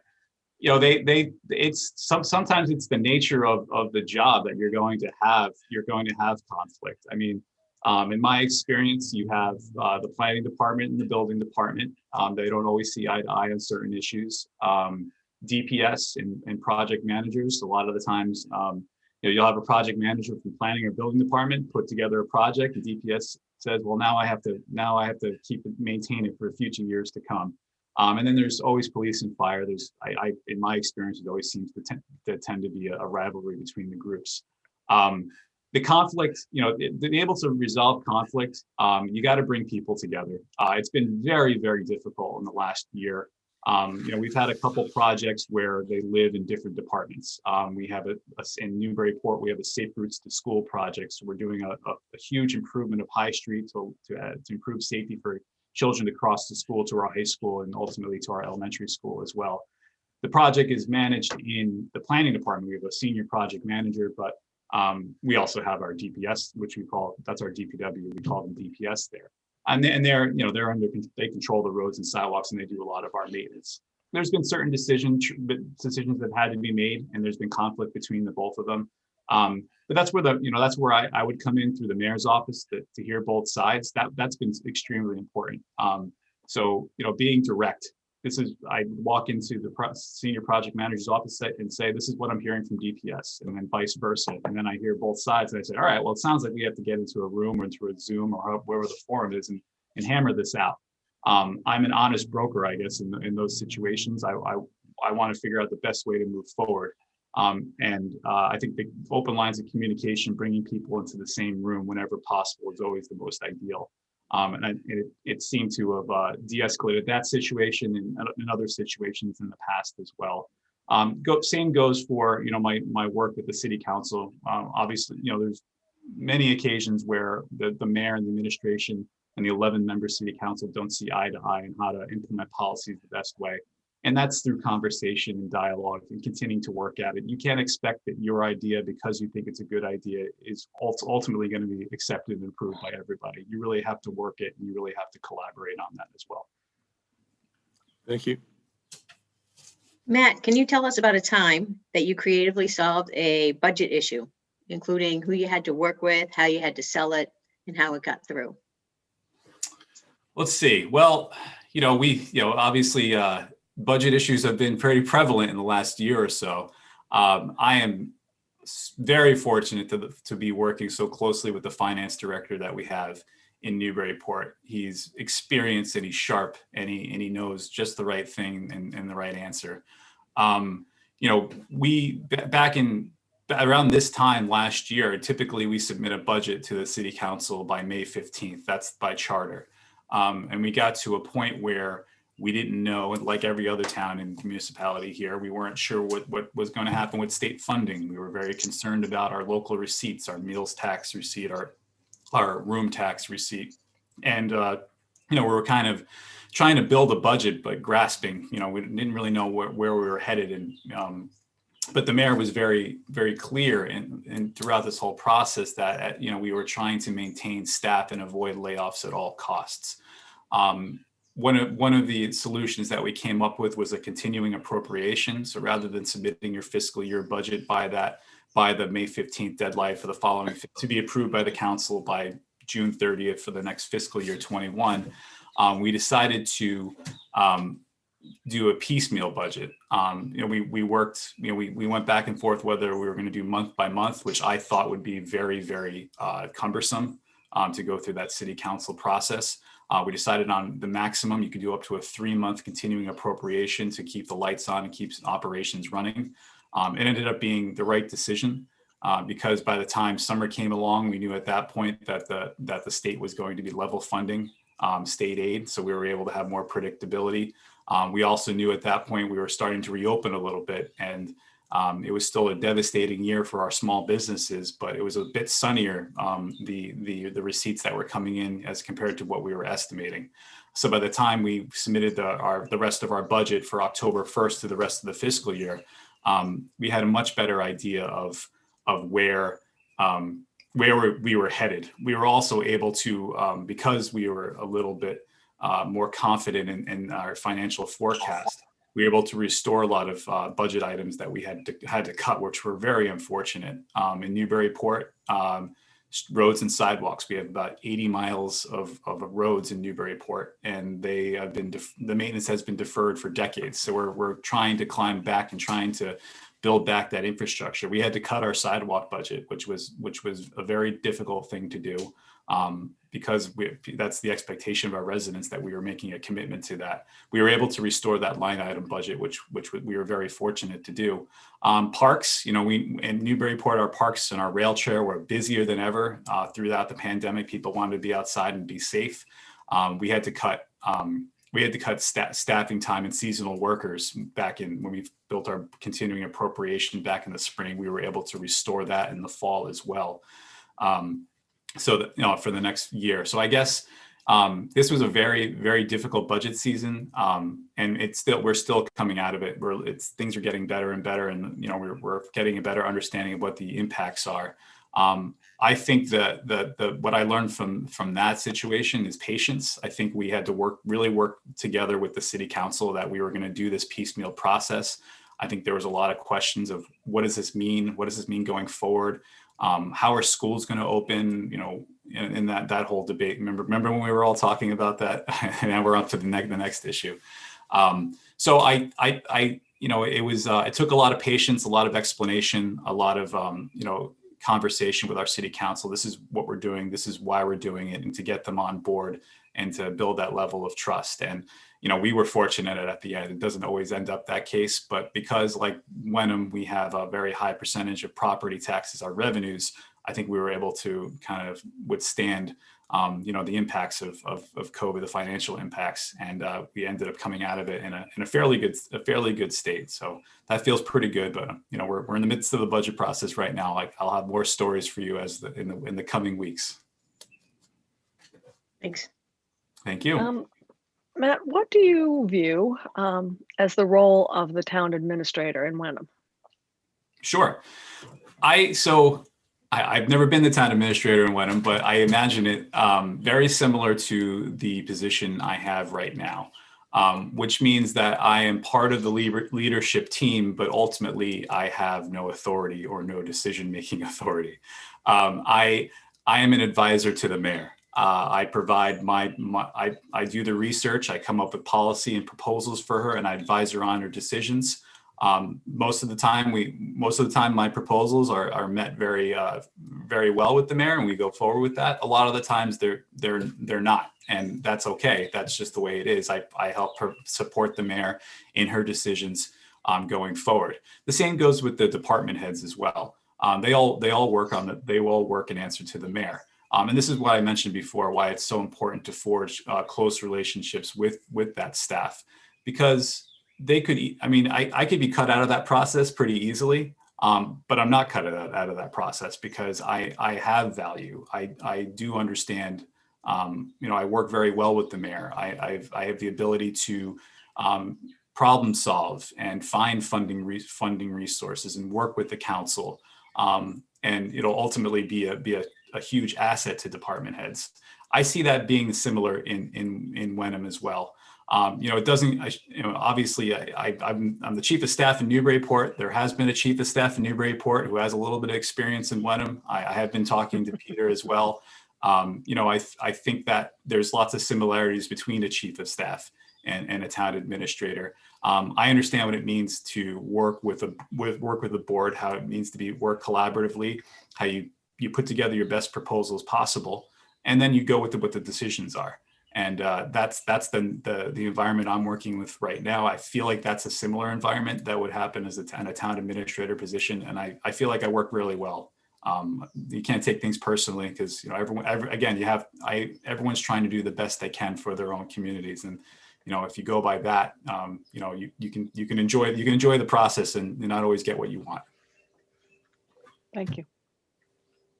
Somewhat along the same line, from your observation, what is the single most important characteristic of an effective town administrator?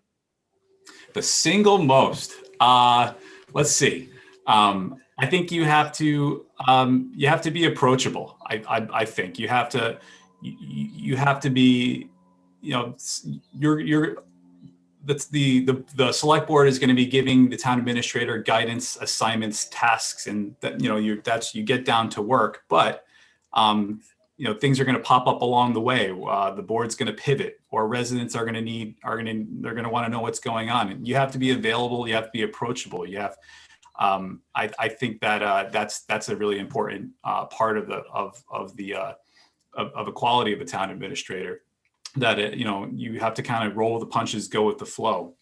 You know, I kind of see it as a journey that I would, you know, if I was given the opportunity, I would be on a journey with the select board. We'd work together. I kind of mentioned retreats and, you know, setting up time to develop plans. And I you know, looking at the annual reports in the past, there's been some clear direction from the board to the town administrator. But I see that as a journey that, you know, we make our plans, we kind of come together and say, we're going to do A, B, and C. And as we go, things are going to go sideways. Things are going to change. Priorities will change. A pandemic will happen. And you have to learn, you have to be able to learn and grow. And I guess that's another quality. I don't want to keep going down the list, but I think being approachable means that you're able to communicate and understand if things are going to be changing. That's fine, because that's how the world works. Things change all the time, and that's going to be okay. So I think being approachable would probably be my number one. Thank you. Do you think the working environment has an effect on employee productivity? And what would your role be in establishing such an environment? Absolutely. No question. It's incredible how, you know, we went from, you know, regular life, and then things shut down, and then we went to virtual. And then, you know, we've been in person at City Hall in Newburyport since about last June. You know, we made a lot of accommodations. We put up plexiglass, social distancing, did a lot of air filtration. But there's nothing like having City Hall completely open and having residents walk in, like I mentioned, those informal conversations, seeing people. I mean, Newburyport is a city, but it's only 18,000 people. Everyone knows each other. And we were kind of in our fortress of solitude as employees, and we weren't really connecting with residents. So I mention that because, you know, creating the right culture is huge. You know, some of we used to have, you know, pre-COVID, we used to have, you know, great holiday parties. The garden level is what they call themselves. These are the offices in our basement at City Hall. They call themselves the garden level. They threw the best holiday parties, and you knew that you were going to have a good time. They were, you know, more jubilant than a typical office party. And then we also, you know, we had additional office parties. We celebrated birthdays. We celebrated people's milestones, and that all changed in COVID, right? That we couldn't gather anymore. We couldn't have catered events. We were able to do some for a couple of retirements last fall. We were able to figure out a way to do it with our health department. But it's so important to have a good culture. And it goes back to what I meant as far as forging close relationships with folks. You want to develop a level of trust. They want stability. They want to know the person in town administrator's seat is a resource, an asset, and someone who's invested in their career and the community as a whole.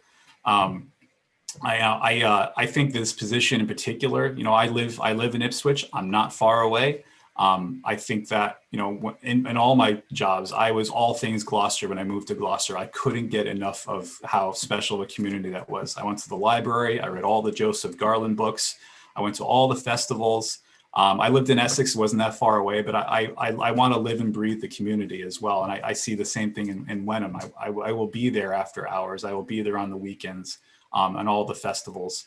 But I'm kind of going sideways a little bit, but I mean, I think that, you know, getting people outside, out of their comfort level, as a staff would be super important. I'm a member of the Wenham Museum. Believe it or not, I have a 5-year-old son, and I'm a member of the Wenham Museum. It's all thing trains, but I think I mentioned that because, you know, some of the things I did in previous positions, having staff meetings, doing site visits, going to the Wenham Museum, meeting the people, learning about the museum, what it means in the greater ecosystem of Wenham. It's an attraction. It's economic development. It's a portion of it. It's heritage. It's education. So I think that what I would like to, in order to build culture, you have to be accountable, available, accessible, direct, but you also have to make things fun and kind of mix things up a little bit. I'm a big proponent of pastries and pizza. I think that the more pastries and pizza you have on a continuous basis, the happier people are. Unfortunately, for better or worse, right? Maybe I have too many pastries and too much pizza. Does that answer your question? Yes, thank you. Great. So I'm okay with pastries and pizza. Right. Right. So moving on, what does transparency in local government mean to you, and how would you achieve it? Sure. Yeah, it's a word that's thrown out a lot. I think I can't have all the residents packed in my office and looking over my shoulder, right? I think maybe some would like that. But I think it's communication.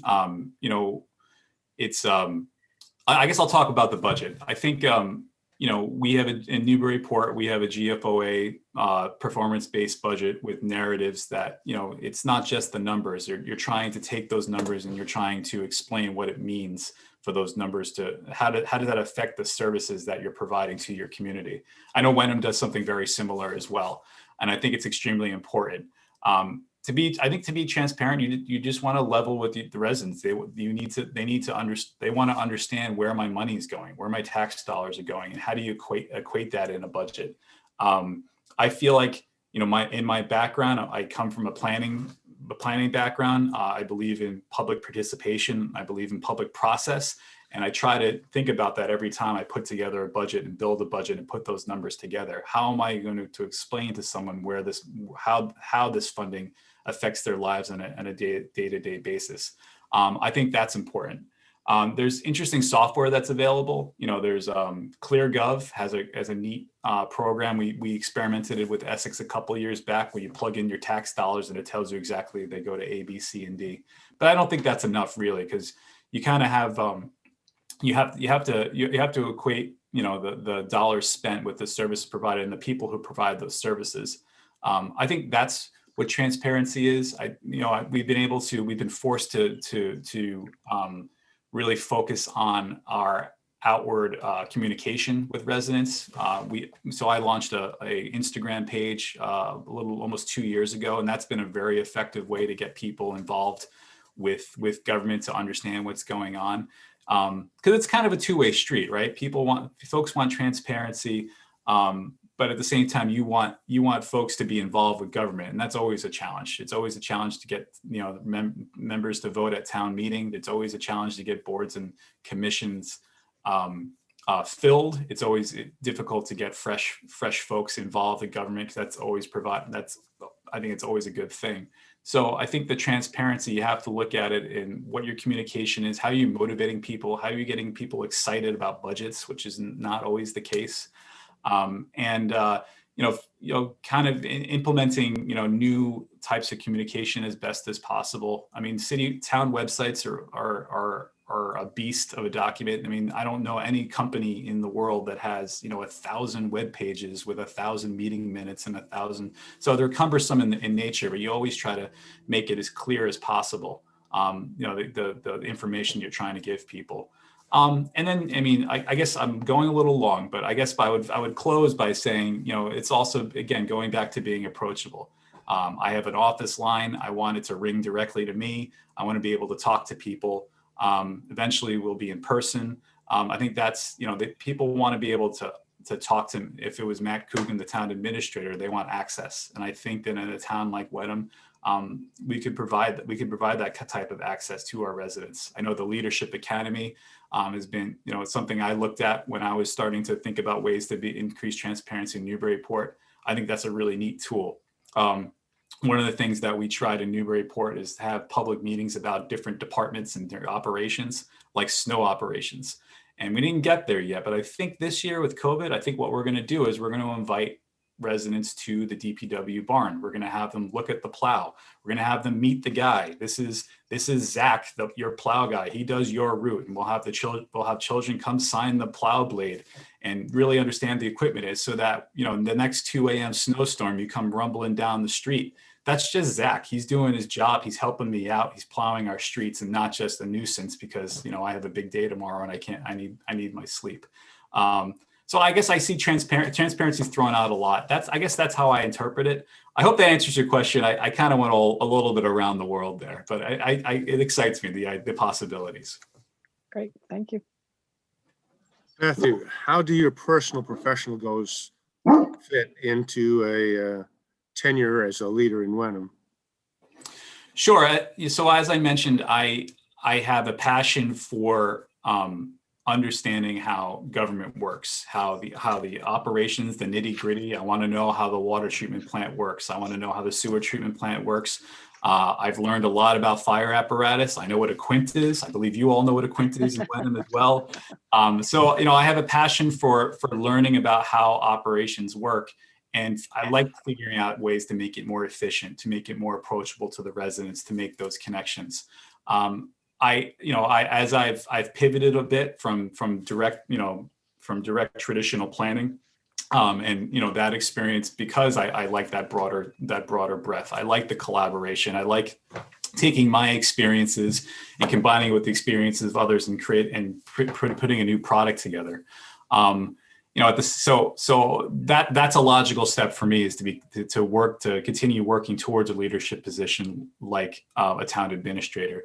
As far as leadership too, I've always liked to take on that role, to take on that pressure. I've always, stepped up and volunteered throughout my life. In graduate school, I was the president of the Graduates of Urban Planning and Affairs Association, and AP, the American Planning Association, Massachusetts chapter. I was a chair of the Emerging Leaders Program. I like to step up. I like to provide service, and I like to do it at a leadership capacity. And there's nothing better. There's no better way to do that than being a town administrator. So this lines up in my trajectory very well. And like I mentioned, we've been on the North Shore now for 10 years. I don't see myself going anywhere. I don't want to go anywhere. It's a beautiful place it's a great place to raise a family. I think, the proximity from Ipswich to Wenham, it makes a lot of sense. I know this job takes a lot of time and effort. It's maybe not a 24/7 job, but you have to be available, right? You have to be able to come in. You have to do the night meetings, and I do a lot of that in Newburyport right now. I'm there a lot. I'm zooming in all day, anytime. So I guess that in that way, the geography of I want to be somewhere. I want to be in the North Shore. I want to be working for a community in the North Shore, and I want to be making positive change, because I don't live in Wenham, but I live within the general area of Wenham. And I believe that, in providing service to our communities here to help them thrive and help them be sustainable for future generations. So I guess in summation, Chair Cheeseman, I think this opportunity really checks a lot of boxes for where I want to go, where I want to be. And where I want to be for the long term. I'd like some stability as well. I think that in Newburyport, the mayor is in the last year of her last term, and it's unclear what's going to happen in the future. So there is a bit of a motivation on my end as well to figure out where my next step is. I'm certainly ready for it, but I do want that stability going forward. Thank you. So Matt, what would your first 90 days of town administrator of Wenham look like? The first 90 days, I like it. So I think I touched upon this a little bit. It's setting up meetings, it's setting up one-on-ones with folks. Newbury. Meeting with the department heads, as soon as possible. I want to meet them in their offices. I want to meet all their staff. I want to know what's going on. I want to get to know people as quickly as possible and make those personal connections as soon as possible. The sooner the better, because I know there's a lot of work to do. A budget was just passed. We're going to do, is Wenham doing some master planning, which is very, very exciting stuff. There's a lot of work to do. But I want to have those. I want to get going. I want to meet the staff and let them know who I am. That I am an asset. That I'm a resource. That I'm not. I have a lot of experience, but I don't have the answers. I definitely don't have the answers. I'll help you find the answers, but and that goes with the select board as well. I think a program or we can organize a set of different types of ways for us to engage and communicate with each other. Hopefully in person at some point. whether we set aside time to talk about strategic planning in the select board meetings, the bi-monthly select board meetings. I think having a retreat with all of you would make a lot of sense to really understand what your goals and where you want to take the community in the next few years. And then I would love to figure out a way to develop a get to know the town administrator. Maybe hold office hours where people could. I mean, this is a perfect platform. Zoom. I could have an open Zoom where people can pop in and talk to me for 15 minutes. A couple times a day, a couple days a week. I think I noticed there's a couple of towns that do that pretty effectively. I think Marblehead does that, where they have set town administrator offices. Because I want the community to know me. I mean, eventually eventually we'll have events, and I'm going to be there, and I want to meet folks and let them know who I am and what I'm about. Summer's coming. Like CDC just said, we can kind of have events, and we're kind of catching up to that. So maybe I would love to be out there in Wenham over the summer meeting people. I can put together a road show. So I think communication is the priority for the first 90 days. Town meeting just came and went, so there's a budget now, and it's time to get to work to start prioritizing and push and moving forward some of those projects and getting them going. I think by the end of 90 days, by working with all the what I've kind of described briefly, I would like to compile some sort of document, some sort of, here's what Matt Coogan's going to be doing on behalf of the town administrators in the next 6 months, in the next 18 months, in the next 2 years, and the next 5 years. And it's not in stone, right? That's something I would review with all of you. I'd like to keep a working document or a bench or a dashboard of how my progress is, how I'm achieving all of your goals, what goals become more important or less important as we go through our journey together, which emergencies come up. It's an iterative process. And I think that, I'd like to not only do a lot of communication, but distill it down to actual goals and process and kind of work at that on an ongoing basis with all of you. So I think within the 90 days, I would do all that. We'd also, we would also have a lot of fun together, hopefully this summer, and we'll have a lot of pizza and a lot of pastry as well. Does that sound good? I guess does that sound like a good answer outside of the food part? I mean, food is always good. No problem there. He always says pizza and pastry just before he gets to my question. I'm starting to see a pattern. It's almost lunchtime. I'm sorry. I know you have another interview after this. So I think I have the next question. Yes. And I'll try to simplify this question. So details, particularly for a town administrator, are really fundamental in maintaining just operations and consistency and to track important events. And they help to provide stability. Do you consider yourself a detailed person? And what kind of methodology do you use to keep track of everything and not have anything fall through the cracks? Sure. I would say I am a details person. I think that I can do it on different levels, I can do it low tech, I can do it high tech as well. I've been looking at a lot of project management software that, that would be really great if we can get all department heads working on the same platform and doing project management on a piece of software. I think that's an ultimate goal. So you can pop up and track things and that creates data. And the data helps help you make decisions.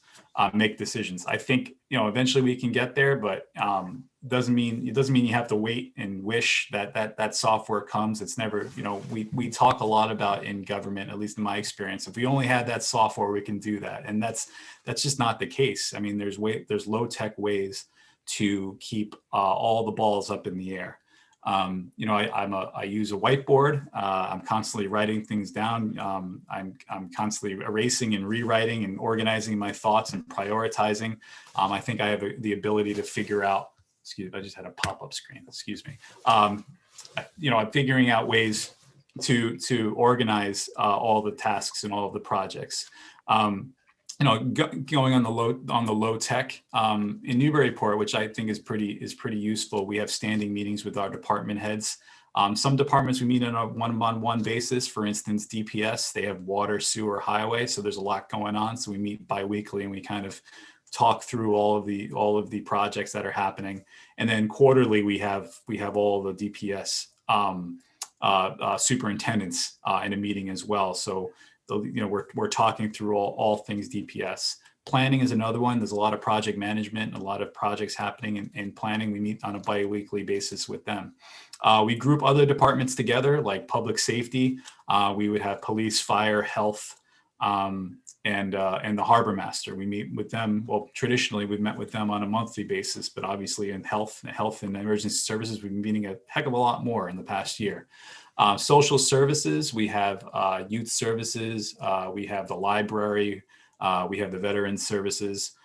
So we meet and touch base on a either a bi-weekly or a monthly basis. All these departments keep their running list of projects on our behalf. So we get to review those and talk through those and see how some projects, be prioritized less or more, whether in importance or whether if there's funding opportunities. Sometimes the state will drop a grant and we have to be prepared for that. So I think making sure that you're not missing the projects is super important. I write a lot of notes. I have books upon books of notes and stars and notations. Again, I make lists, I go through them, I rewrite them, I do them, I rewrite them again, and you try not to miss anything. I mean, getting to a technical solution would be pretty nice as well. And I only bring that up because I'm definitely a details person, but I think I'm first and foremost a data person. I like to be able to measure things. I like to figure out ways to collect data because that also provides a lot of interesting insight. We're migrating right now to OpenGov for online permitting. So I think we're going to have some really interesting stats of how projects are routed through all our departments, from building to Concom to the health department to DPS to the ZBA to the planning board and back around and around and around. That we'll have some interesting data points of how long it takes someone to get a project done. And then we can start asking questions. Why is this happening? What are the trends? The same thing, we're also unrolling a Newburyport Main Star, which is a work order system. So when a constituent eventually, this is a goal, a constituent calls and says, I have a pothole. You put it into the work order system. The system learns how long, it develops an algorithm and figures out how long Newburyport in the last 3 years, how it's taken to fix a pothole. And it gives them a real accurate estimate of how long it's going to take. I think that's pretty exciting. Imagine you called someone and the algorithm says it takes 6 weeks to do, and you can tell a resident it takes 6 weeks and it happens in 6 weeks. I mean, that's incredible. I think that, going back to transparency and accountability, I think there's ways to incorporate on software and technology. But that doesn't mean that we can do the low tech stuff as well. So Board Member Harrison, I went around the world again with you. I said we started with pizza and pasta, and then I did my journey around, and I came back to your answer. But I guess the devil's in the details, to make a cliche statement, and the data that comes out of it is super important for the job and for the town as well going forward. Great, thank you. As town administrator, how would you deal with the several regional bodies that Wenham participates in? I'm sorry, you said regional? Yes, regional bodies. Sure. So, I'll start with the planner. I sat on the North Shore Task Force, which Wenham is a part of, when I was mostly in Gloucester. The MAPC is a huge tool. They provide a lot of technical assistance. They provide group procurement. I know Mark Fine very close. I've worked with Mark Fine a lot through the MAPC for the group procurement process. So they're a tremendous tool, and I know how not to get lost in the 101 communities. I've done a lot of projects in my time with Essex with the MAPC, so I know who to call and I know how to get that support. in Newburyport, we've done a lot of regionalization. We have a regionalized animal control department. So we are the host of that. We hire our animal control officer. We have a backup assistant, but we partner with the town of West Newbury. So Peter was the first to do this about 5 years ago. I recently renegotiated the agreement. The biggest part of regionalization is making sure both communities feel like they're getting their fair share of resources. That was an issue this last negotiation go around, making sure that Newburyport is a much bigger community. We have a lot more dogs. We're a lot more dense, so we have a lot more conflict, and that's kind of our bread and butter, is a lot of dog issues and skunks, unfortunately. But in West Newbury, it's a lot about barns and horses and livestock, and just making sure that our animal control officer was, we were accounting for the time in both communities. That was tremendously important. Without the regionalization, we wouldn't have a full-time person straddling both communities. Combined, we're only about 25,000 in population, so it makes a lot of sense. And then the data, the animal control officer logs her time. So she's, we know exactly where she is, and we were able to calibrate the cost share of how going forward. So that's that. So I've been part of that regionalization. I'm currently working with. We have a veteran services regional program. We're partnered with 3 other communities in our area. Same thing. We're making sure that every community feels like they're getting their share of services. We're looking to actually increase some of the hours of our assistant veterans agent to accommodate some of the needs in other communities. So that's an ongoing negotiation. There's lots of other opportunities. I guess back in Newburyport as well, we have water customers in Newbury and West Newbury. We have sewer customers in Newbury. I'll say the words Plum Island, and I won't say it ever again. Plum Island is a whole animal, and it's a very complicated process, but we work, the towns of Newbury and Newburyport have to work very closely together. So I'm looking for new opportunities. I'm meeting people and networking. I've spoken to a lot of the surrounding town administrators and town managers in Wenham. I've talked to Steve Bartha in Danvers. I've learned a lot about the IT services that Danvers provides. I utilize them in my work in Essex right now. So regionalization is, it provides a little bit of an economy. If you don't have, not every community has to carry the same overhead. You can share those resources. I think the biggest issue is making sure everyone gets their fair share. And I have experience, working through those issues and negotiating contracts and, keeping things going in an amicable way. Thank you. How are we doing on time? We're going fine. Okay. I'm telling you, if you want to keep going, it is so quiet and peaceful in my house right now. Sorry about the noise in my house.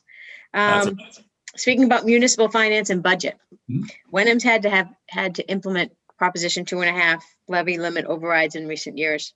What ideas would you bring to enhance revenue and reduce costs to reduce the reliance on these type of things? Sure. I noticed though this year, no override this year, correct? Correct. good. Yeah. Yeah, it's it's something that you have to keep working at. I know that Wenham is in the last 8 to 10 years has developed more fiscal policies, it's important to do that. It's important to set some rules and ground rules and follow those rules.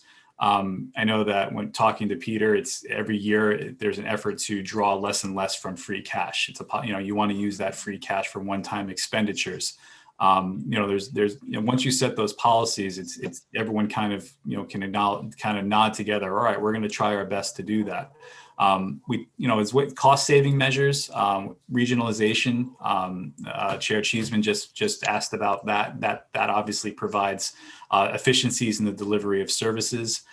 You can't regionalize everything, but you can, and I know Wenham is regionalizing a lot already. So they're making sure those agreements are fair and accurate, and the data, monitoring that data to make sure you're getting the level of service and efficiencies. I noticed at town meeting there was also approval for the select board to enter into power purchase agreements. Especially for a smaller town, that's a nice cost saving measure. Purchasing solar power from a solar array, that's a way to increase efficiencies and save a little bit on electric costs. I also noticed that the town approved a meals and room tax, which, that's thinking outside the box. I know that the next step would be to get those rooms and get those meals in Wenham, but that's diversifying your revenue. What do you call that? Short-term rentals. That's a big, for better or worse, there's a revenue source there. Obviously you have to be able to do it in a way that doesn't alienate all the neighbors and affect, the neighborhood qualities of communities, but there's different revenues like that. A lot of surrounding communities have community host agreements with the manufacturing or sale of marijuana.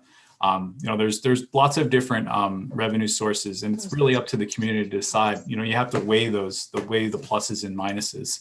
And that gets into the conversation about economic development as well. I put together the Economic Development Committee. We had a strategic plan. We worked with the MAPC in Essex to develop a strategic plan. And one of them was, how are we going to afford all of the infrastructure that we need to do, like a new school, a new town hall, new water system? How are we going to do that on the backs of the taxpayers? And obviously economic development is one of those strategies. So we constituted an economic development committee. I understand that Wenham has one as well. We went through an economic development planning process. It's a fine balance. I mean, like Wenham, Essex it values open space. I mean, open space is a very active open space committee. I helped put together the open space plan that recently got approved by the state. But so there's a fine balance between keeping the character and heritage of the community, but also allowing for new opportunities for growth. So there's a balance there. I mean, I think you kind of move the needle as deliberately as possible with everyone on board with it. You want to have growth that the community believes is right and fits with the character. Housing can be economic development as well. I know that in Essex we worked with the Citizens Housing and Planning Collaborative to create our own coalition locally, and that's talking about affordability, but not only the capital A affordability, that what the state tells you, the 80% area median income, but also housing that's affordable for residents in Essex. Our businesses want to have people who live close by that can work in the restaurants. People who graduate high school or college and grew up in Essex, they want to be able to return and afford to live in Essex. People who've lived in Essex their whole lives but don't need the large house that they raise their families, they want to be able to live in Essex as well. And the reason why that provides some economic development, is there's opportunities for new growth. There's opportunities to have accessory dwelling units, to have different housing stock that historically existed in Essex. There used to be residential units above retail. So I think that housing and thinking about long-term planning, as far as how you're going to sustain a community, you have to have people who would be able to live and afford there and be able to raise families there. I mean, I would assume that's a quality of Wenham, and I see the schools and how well they perform and how well they're recognized in the state. So I would say that's an opportunity as well. Going to economic development, I mean, there's lots of different tools. I would welcome the opportunity to work with the select board and finding creative ways. But going back to economic development, I'd like to do outside of the box stuff too. I mean, Wenham is known as horse country. Let's think about ways to capitalize on that. I mean, I know there's been times in the past where there's been, world-renowned events, whether they're in Hamilton or Wenham. That's a tool. The natural beauty of Wenham is a tool. I've read statistics that cycling brings economic development. People who cycle into your town, and if they used to be able to go to Grassy Roots or somewhere in Wenham, they spend 3 times more than the average person by car. So there's all these different interesting things of thinking about economic development. And finally, I can't help but say it, but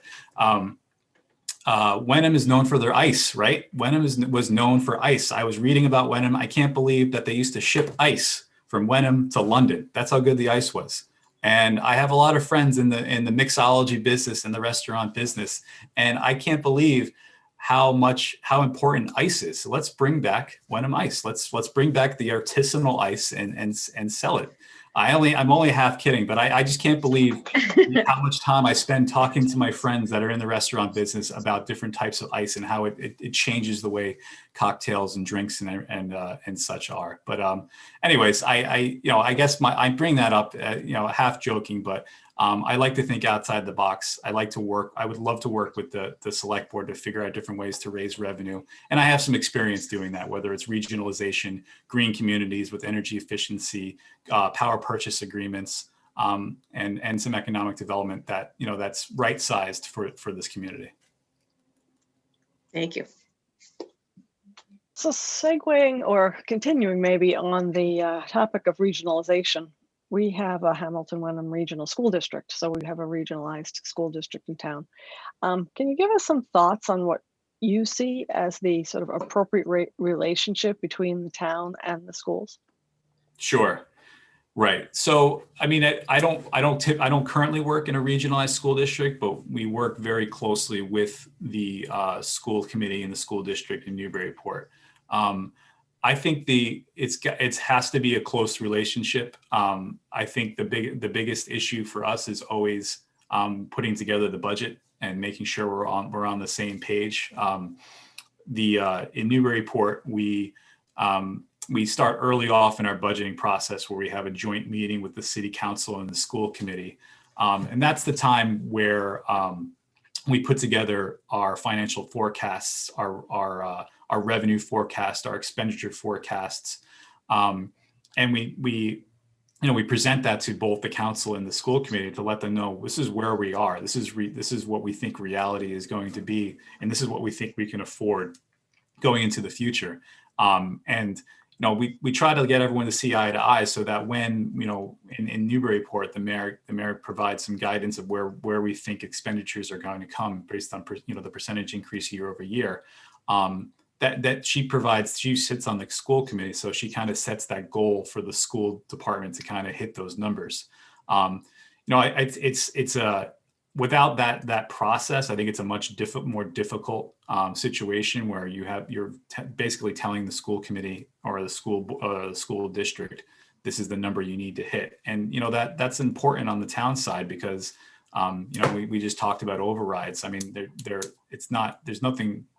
no one's going to get in trouble for an override, but it's not necessarily sustainable for a community if you're continually asking the taxpayers to cover costs. I think what I would want to do is really forge a strong relationship with the school committee and the school superintendent to talk about finances and to talk about financial forecasting and kind of I would be advocating on the side of the town because the town has many different needs and many different ways to spend resources. Obviously, first and foremost is on the top of that list would be the schools because they're a very important part of this community. But it has to be contemplated that funding to schools could also go to other projects and other programs as well. And there's other needs for the community. So it's a very, it's a very important relationship. Again, I look forward to that opportunity to working with the schools. I would see my role as, the advocate on behalf of the town to make sure that, the financial part of it is at least considered and at least discussed thoroughly. I really enjoy working with the superintendent in Newburyport. I think he's come up with some really creative outside the box thinking, bringing back special education programs, offering that to control costs, but also to provide new sources of revenue. I think that, there's lots of interesting things happening in the school district and the schools throughout the state. And it's tremendously important to have a good relationship with them. So you're not just talking numbers and, back and forth, or I've heard some interesting stories of bad relationships. Does that answer your question? It does. Thank you. Good.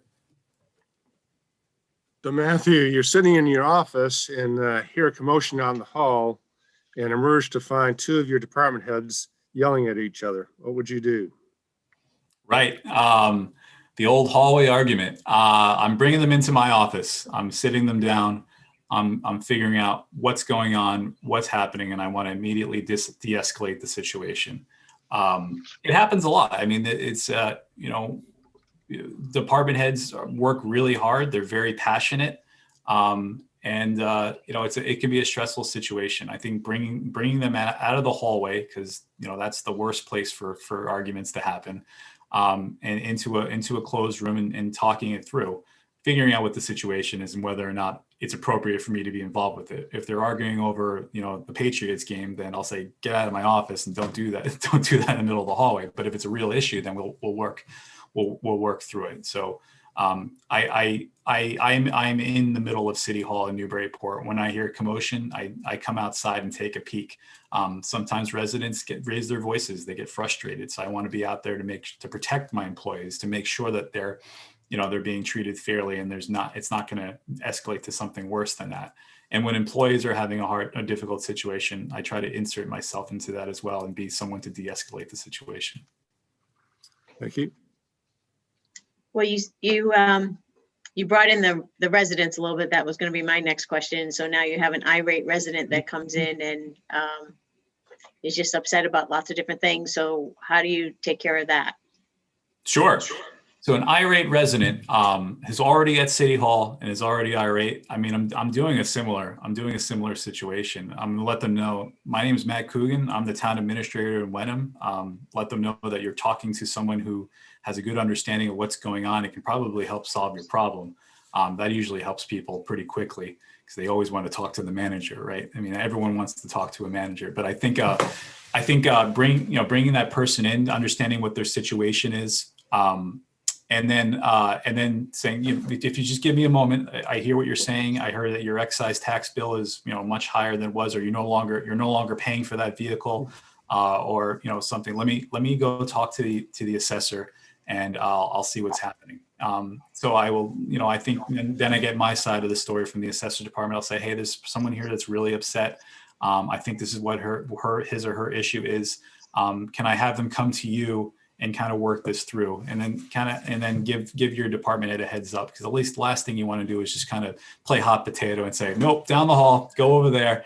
I think that's the worst thing that could happen. But we get very passionate citizens that come in with genuine issues too. I mean, there's people who are, especially in COVID, that have had trouble paying their mortgages or have had trouble paying their rents. And you want to be a resource to them. I think the assessor example, that happens pretty frequently. It's going to happen pretty soon now because the excise tax bills just went out. But in more serious issues too, if I can't resolve a problem right now, I'm going to take your contact information out. Using CARES Act money, we hired a social worker that helps connect to local services. So I will make that connection, and I will follow through to make sure that person's getting the help they need, or at least we tried our best. We can't always solve everyone's problems. But it's using your discretion and understanding what the issues are, but trying to address them. I think the sooner you address them and the clearer and more direct you do, the faster you come to a resolution. Sometimes that resolution is, we just can't help you. We just can't do that. We can't waive this fee. We can't waive this late fee. And at least they understand that you gave them time to work through that issue. I think most people come out at least saying, well, I got customer service there. So that's how I would do it. Thank you. And I know it can be difficult in the city clerk department. I know parking is a big one, and there's all sorts of things that come to the city clerk department. Gary, how are we doing for time? Just passing an hour, so we'll get a couple more questions and then we'll allow the conclusion. Okay. So what would be the two most important qualities you would seek when hiring a new employee? And how do you ensure that the applicant has those qualities? Sure. Yeah, so I've done a couple of department head hires in the last few months. It's again so challenging to do this over Zoom, but you do the best you can. And I think you ask a lot of the questions in an interview that you are all asking right now. you're probing to see how they handle pressure, how they deal with other employees, whether they have a management philosophy, giving examples of actual experiences rather than talking in platitudes, right? We've had that interviews where people say, I'm a people person. And you say, well, what can you describe what that means? And, so we just had a process, a long drawn out process to hire a building commissioner and local building inspector. And it was a very, very challenging process. I think for a couple of reasons. One is that, another thing that you didn't expect to happen out of COVID is that the building industry is booming right now. And there's not a lot of contractors that are willing to do the switch over to the building inspector because things are going pretty well on the construction side. There's also very few licensed commissioners and licensed inspectors in the region, and it seems like every town is hiring one right now. So we focused more on the qualities and experience of the candidates rather than whether or not they have the license. We were looking to, like I said before, implement online permitting software. I still can't believe this is true, but I guess it worked for 70 years, but our building permits are filed chronologically by the date the permit was issued. So instead of typically having them sorted by address, you can say 95 High Road, and you pull my building jacket. You'll say, can I have, the open permits for 95 High Road? And the next question is, well, when did you get that permit? And I only mentioned, I can't believe, I guess it worked. I guess when they started it, they could go back and say, oh yeah, we went to that building a year ago, but 75 years later. I only mention that because we were looking for the right people to modernize, to develop technology and develop process and workflow to make our department more efficient. And we had to think a little bit outside the box. We work with KP, who you work with as well. Can we hire someone without the license? What does that mean? How do we figure that out? Because we did find a really good candidate who really knew Newburyport well, who had a contracting company, but also taught vocationally construction. We had to bring in an interim building inspector. We brought a prior building inspector out of retirement to hold that commissioner's license, and we've been, since then we've been working with that to groom that person into that position, because we knew that person had all of the qualities, the people person. We had, thinking as an educator, coming across, because we didn't want we wanted a building inspector to be soft on the residents but firm on the contractors, because it's never really the residents' fault. It's typically the contractors that know better. And getting that making sure we had that quality first, and knowing that, well, if they have that quality and they have the chops, they can obviously pass the test. And we're getting there. We're one test away from having this person and the local building inspector fully licensed. I just mentioned that because, again, it was about finding the right person than checking the boxes of what the state wanted you to do. And that's what I try to do. I try to really get to know the person, ask the right questions to probe them a little bit, to get them outside of those platitudes. Everyone wants the job, but it's not just the pursuit, it's the fit, right? And I think it's the same thing for this interview. I don't necessarily, I'm very fortunate to be in this position to be talking with you all. But it's really about making sure that, that I fit your goals and your needs and how you see the town going, and whether you fit my needs as well. I think that's something important, particularly if you're hiring at a department head level, because, once you're interviewing with a department head, someone at that level, they obviously have the experience and skills you need. It's got to fit well into the personalities. And then, going back to what Select Board Member Bucco said, it's got to be the culture too. You have to fit into that culture as well. So I'm hoping that this new commissioner, he seems to be doing a nice job. He's very communicative with me. He brings me issues and tells me what's going on. Hey, the mayor's office might get a call because we had to do this. We had to stop work on that. So I think I'm proud of that process, because I think that we had to explain it to the city council, and they're still a little weary of what exactly, how making sure that we're not liable for anything. But it's been a good process, and we're going to have a better staff for it. So I kind of meandered a little bit, but I just I'm really happy how well it's coming out, because it was, it just really worked out pretty well. Great, thank you. Diane, you got a last one for you? I did. So you've mostly been in city government, it seems. Are you comfortable with the town government, town meetings, getting voters engaged, that kind of thing? Sure, it's a great question. Yeah, I mean, my short answer is yes. Okay. So I have a little, yes. Okay. So I have some experience in my part-time capacity in Essex. Actually today, this afternoon, we're going to be voting on zoning, downtown zoning district, which is something I've been working on since I started in Essex about 7 years ago.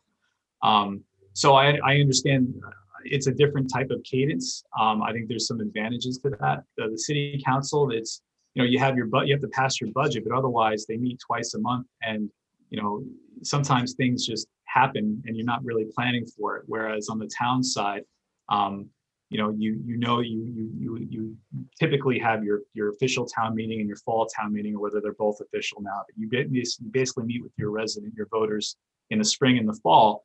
And by having that, you can kind of line up your ground game. You can figure out your dates, your strategy, and your process. I'm looking forward to that. Just talking to some town administrators that have been in my seat as a chief of staff, that sounds like a better process, where you're not, sometimes you kind of spin your wheels in city government because there's no timelines necessarily or dates per se. But I think that cadence could work well. I had some experience doing that in Essex. I was responsible for Essex achieving its green communities designation. So we having to go to the voters to adopt zoning and adopt the stretch energy code. I'm familiar. I led that process and successful in that. I'll let you know after today whether or not we're successful in this downtown zoning. Essex doesn't have any zones, so this is a big step. I think they've been working on that for 40 years. So yes, I look forward to that opportunity. I think, obviously until I'm in that situation in a leadership role, it's going to be, I'll really understand it. But I think that because it's a set time and you can kind of plan ahead, you can develop a nice process and do the outreach and meet with the boards and commissions. And I've done a lot of that in Essex at a much smaller capacity, much more focused project capacity, but would like the opportunity to do it on a broader scope. Catherine, a last one? No, well, yes, if we can do this in a minute or so. Uh-oh. Do you have any, do you have any questions for us? Yeah, sure. This is a reconstituted board. I mean, I'm sure that you're looking to hit the ground running. What are you looking for in a town administrator? What are the qualities? What do you think you need going forward? This is obviously a tremendous opportunity for the three of you and the town as a whole. In a minute. All right. Ready to go. So Diane, Catherine, you good then? Yeah, let me just real quickly answer there's lots of things, but really we need a town administrator who goes beyond the tasks and can see the bigger picture, as well as do a lot of coordination between different groups, and restore some stability and transparency, I think, to help us with that. So there's my real short answer, and I'm all set now. Thank you. So Matthew, yours for a couple-minute wrap up, and we'll complete this interview. Well, Board Member Harrison, I appreciate your brevity. That was a spot-on answer. I'll work on that. I feel like I kind of go a little bit above and beyond sometimes. But I want to thank you all. It was really nice to talk to you. I enjoyed this conversation very much. I think the questions you asked, point to the importance of hiring the right town administrator for this position, for the community going forward. I feel like I have a lot of those qualities. I feel like I bring to the table my experience as a planner and a project manager, seeing the bigger picture, having perspective in the broader scope of what's going on in Wenham and the North Shore as a whole. I thrive with participatory process, bringing folks in, working together collaboratively. I really enjoy when we bring people in and find our commonalities when you don't think there's going to be commonality, and come together for a goal and a process. I love that challenge. I would look forward to doing that as well. I have the ability, I have the financial experience and the budgeting experience. As I mentioned, I've been fortunate to be learning from a very well-seasoned finance director. I can bring that skill to the town of Wenham. But from my planning background, I feel like I'm able to translate numbers into more digestible concepts and policies for residents, so they really understand the budget. And by doing so, I feel like I bring a lot of new, fresh ideas and fresh people into the process to get boards and committees filled. I think that I'm as far as stability, I am looking for, as I mentioned before, there's a little bit of a shot clock in my position right now. I am looking for a position that provides more stability. I think this would fit very well with my goals, and I want to get involved in the community as well. I'm only in Ipswich. It's I'm not punching out at a certain time at night. I want to live and breathe. I want to live and breathe Wenham, because that's kind of the goal of a town administrator, right? You kind of want to not only you want to hang your hat on that community and learn and grow with it. So I think this could be a good fit for me.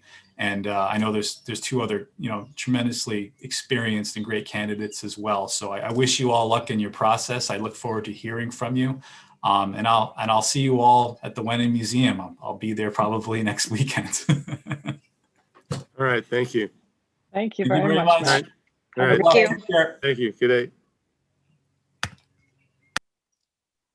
So, Nikki, do Hi. we have another in the waiting room, or Ryan, or? Yes, you do. And he is aware that you're running just a little bit behind. Do you Okay. guys need a quick break? Want I to take just need- 5 here? Yes, please. All right. My Well, I'll battery's take dead. 5, and let's aim to start at, say, 11:50 here. Okay, I'll let All him right. know that. Great. Yep. Thank Thank you. you. Yep.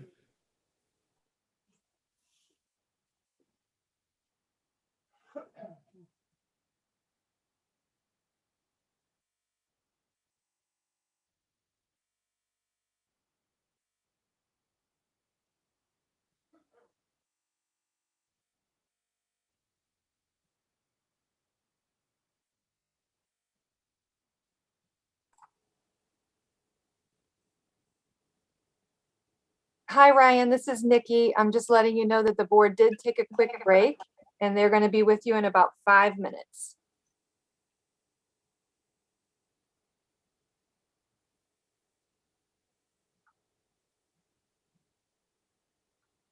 Hi, Ryan. Do you hear Nikki?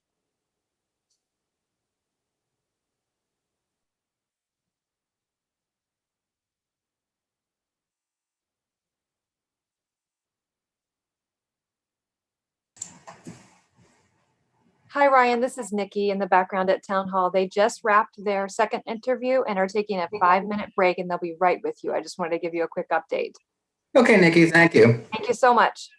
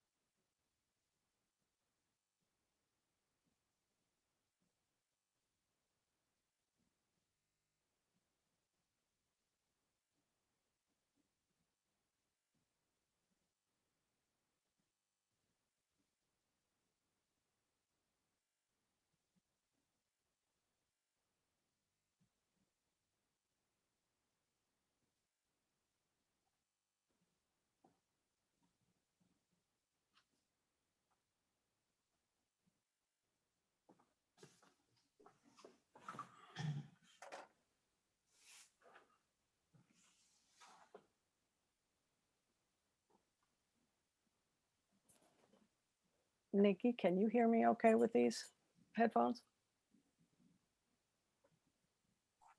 I sure can, Catherine. Great, thank you. Switch technology.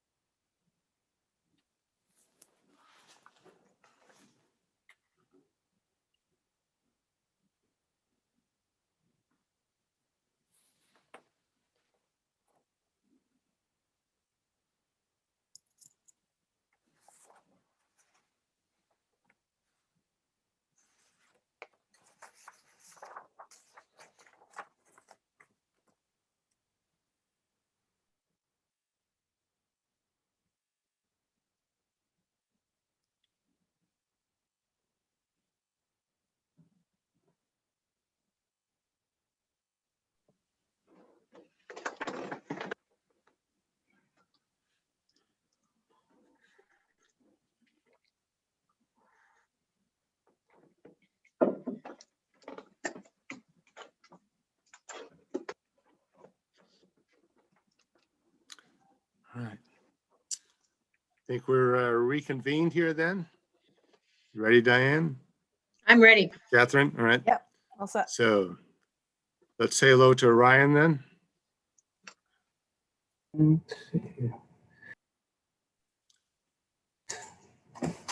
Hi, everyone. Let me put my video, start my video. Hi, everyone. How are you? Very good, Ryan. All right. So let me introduce our board to you. Diane Bucco, Catherine Harrison, myself, Gary Cheeseman. Catherine Tinsley is our recording secretary this morning. Okay. So I think we've run about 75 minutes here, if you want. And we'll start off with a couple-minute introduction by yourself. We'll go into a period of round robin questions, and we'll save a couple minutes at the end for you to wrap up. How's that sound? Okay, that's All fine, right, Gary. so why don't you give us and the public out there a quick introduction, and then we'll get on with it. Sure. Okay. Thanks, Gary. Appreciate it. So my name is Ryan Ferrara. I am currently the town administrator in Boxborough, Massachusetts. So let you know a little bit about myself. I grew up on the North Shore. I grew up in North Reading, and sort of a funny turn of events in the sense that Tom Younger was the town administrator in North Reading as I was growing up. So Yeah. my career is kind of coming full circle here that Tom is spending time with you. So I have my graduate degree from George Washington University in my MPA. And after some time in the Capitol, I thought maybe I might want to work for the federal government. But after some time in DC, I realized that really wasn't for me, and I wanted to come back to my home. So from that time, I came back home and worked for about 11 years at the MWRA Advisory Board, where I had a number of different responsibilities there. Primarily, our role was to serve as the fiscal watchdog for the 60 cities and towns of the MWRA. We met monthly and we're regularly speaking with our municipal contacts about things that they wanted to see done on the MWRA budget, as well as dealing with some very large scale budgets with the MWRA. Hundreds of millions of dollars in capital plans and operating budgets, a lot of complexity. And my responsibility was to really get in there and look at the nuts and bolts of it and determine how how the authority could do things more efficiently and provide recommendations to that end. So those recommendations were then voted on by our 60 city representatives from our 60 cities and towns, and then was then presented to the MWRA for their consideration. So from that job, you learn a lot about strong working relationships. The authority, if they didn't trust you, if they didn't have a good working relationship, they'd be less inclined to accept those recommendations. So building that trust, building that relationship, and always acting like a professional is really the core element of working with a budget and working with an entity that is, that basically is a fiscal watchdog. We're there and we're part of the enabling legislation that put MWA in place. So that was an important thing. From there, I moved on to the city of Newton, where I was the chief of budget and finance for the Department of Public Works.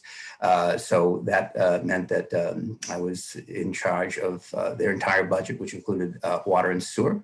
So managed staff, was involved with some of the collective bargaining pieces there, and accounts payable, and just overall personnel administration as well was a lot of my tasks there.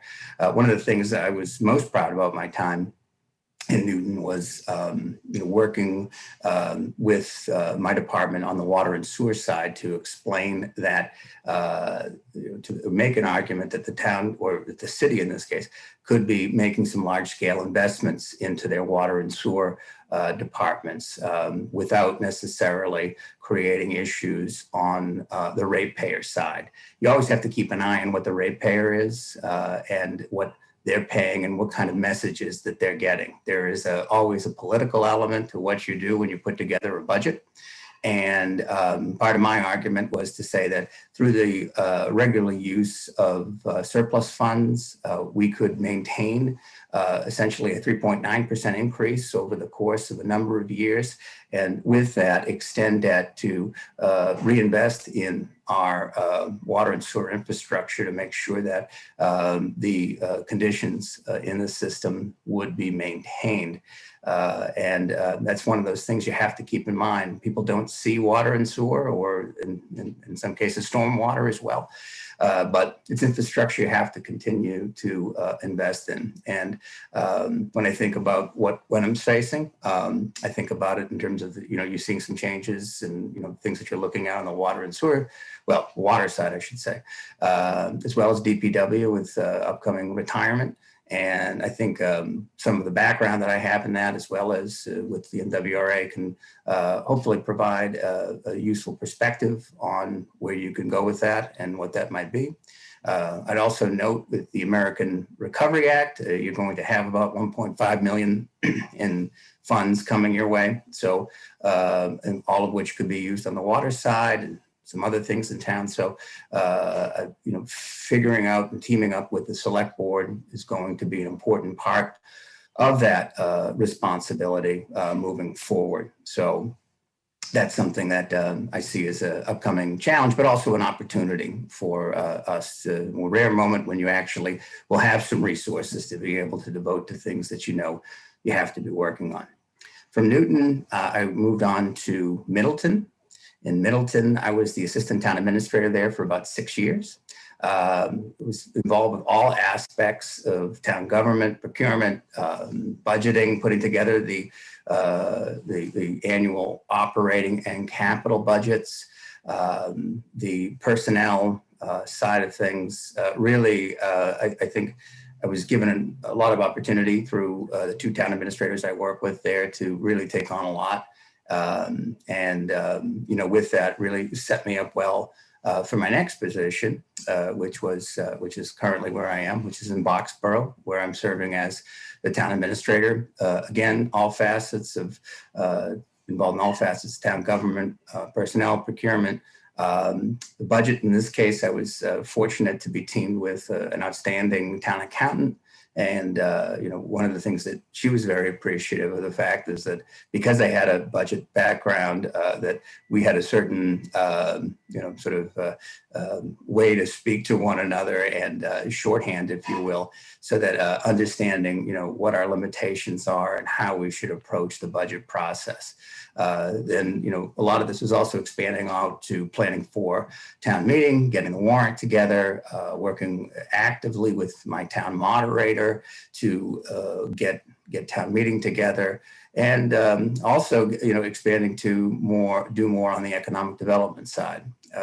One of the things that that has been both a challenge, but also a good thing as well, is that like Wenham, Boxborough prides itself on its sort of rural character. But, you know, in the case of Boxborough, we also have Route 495 going through the entire community.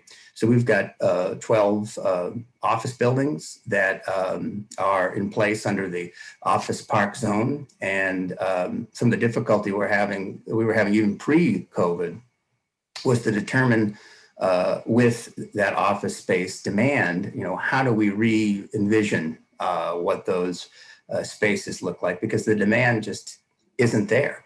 And it wasn't there, you know, before COVID, and I think it's going to get worse. So roughly about half of our office space right now in town is empty.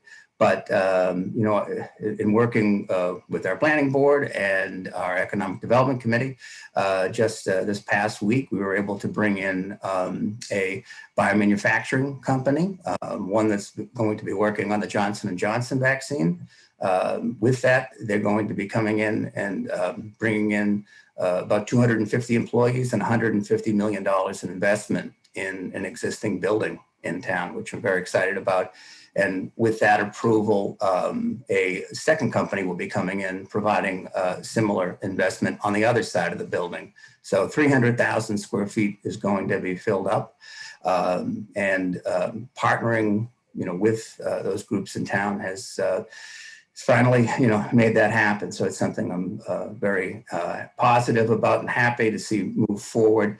But, you know, it's about understanding what the community will accept and, you know, how to work within those parameters. In the case of Wenham, you know, the commercial base isn't as strong. Roughly your commercial, industrial, and personal property is about at 2%. So those opportunities to find a 300,000 square foot building, you know, aren't going to be as, you know, as frequent or available. So, you know, I understand that coming in, and I think the challenge here is trying to bring some stability to the community, to take the skills that I've developed over the years, you know, you know, and then try to apply them here, but also understanding some of the limitations regarding the revenue side of things, and the fact that your tax rate's pretty high, and that everything that comes in really falls on the taxpayer, and thinking of them in this process about how we can balance the needs of the towns and the Hamilton Wenham school system, and the demands on the taxpayers as well. So some long introduction, probably more, Gary, than the 2 minutes you allowed me, but I wanted to hit on a number of things. So, Well, thank you. So into some questions here then. okay. What's your experience, and what do you see as the role of a HR professional in a town the size of Wenham? Sure. Well, as I mentioned, in terms of my experience, both in Middleton and in Boxborough, I am essentially the HR director. You have to wear many hats, and HR is that perspective. So as HR is part of those responsibilities. So the first thing I try to think about is in a strategic perspective, because you are the leader of the community. And so you want to be able to develop a team, understand and relay to people on a regular basis that they are part of that team and they are a key function within that team, in a sense of ownership and responsibility. I'm a big believer in trying to have regular goals and meetings, or goals and objectives, meetings with people, to be able to document and understand what it is that they are seeking to do and what things that you want them to accomplish, such that is never a question about where they stand or how they're doing. I try to be frank with them, and I try to really work on the teamwork side of things.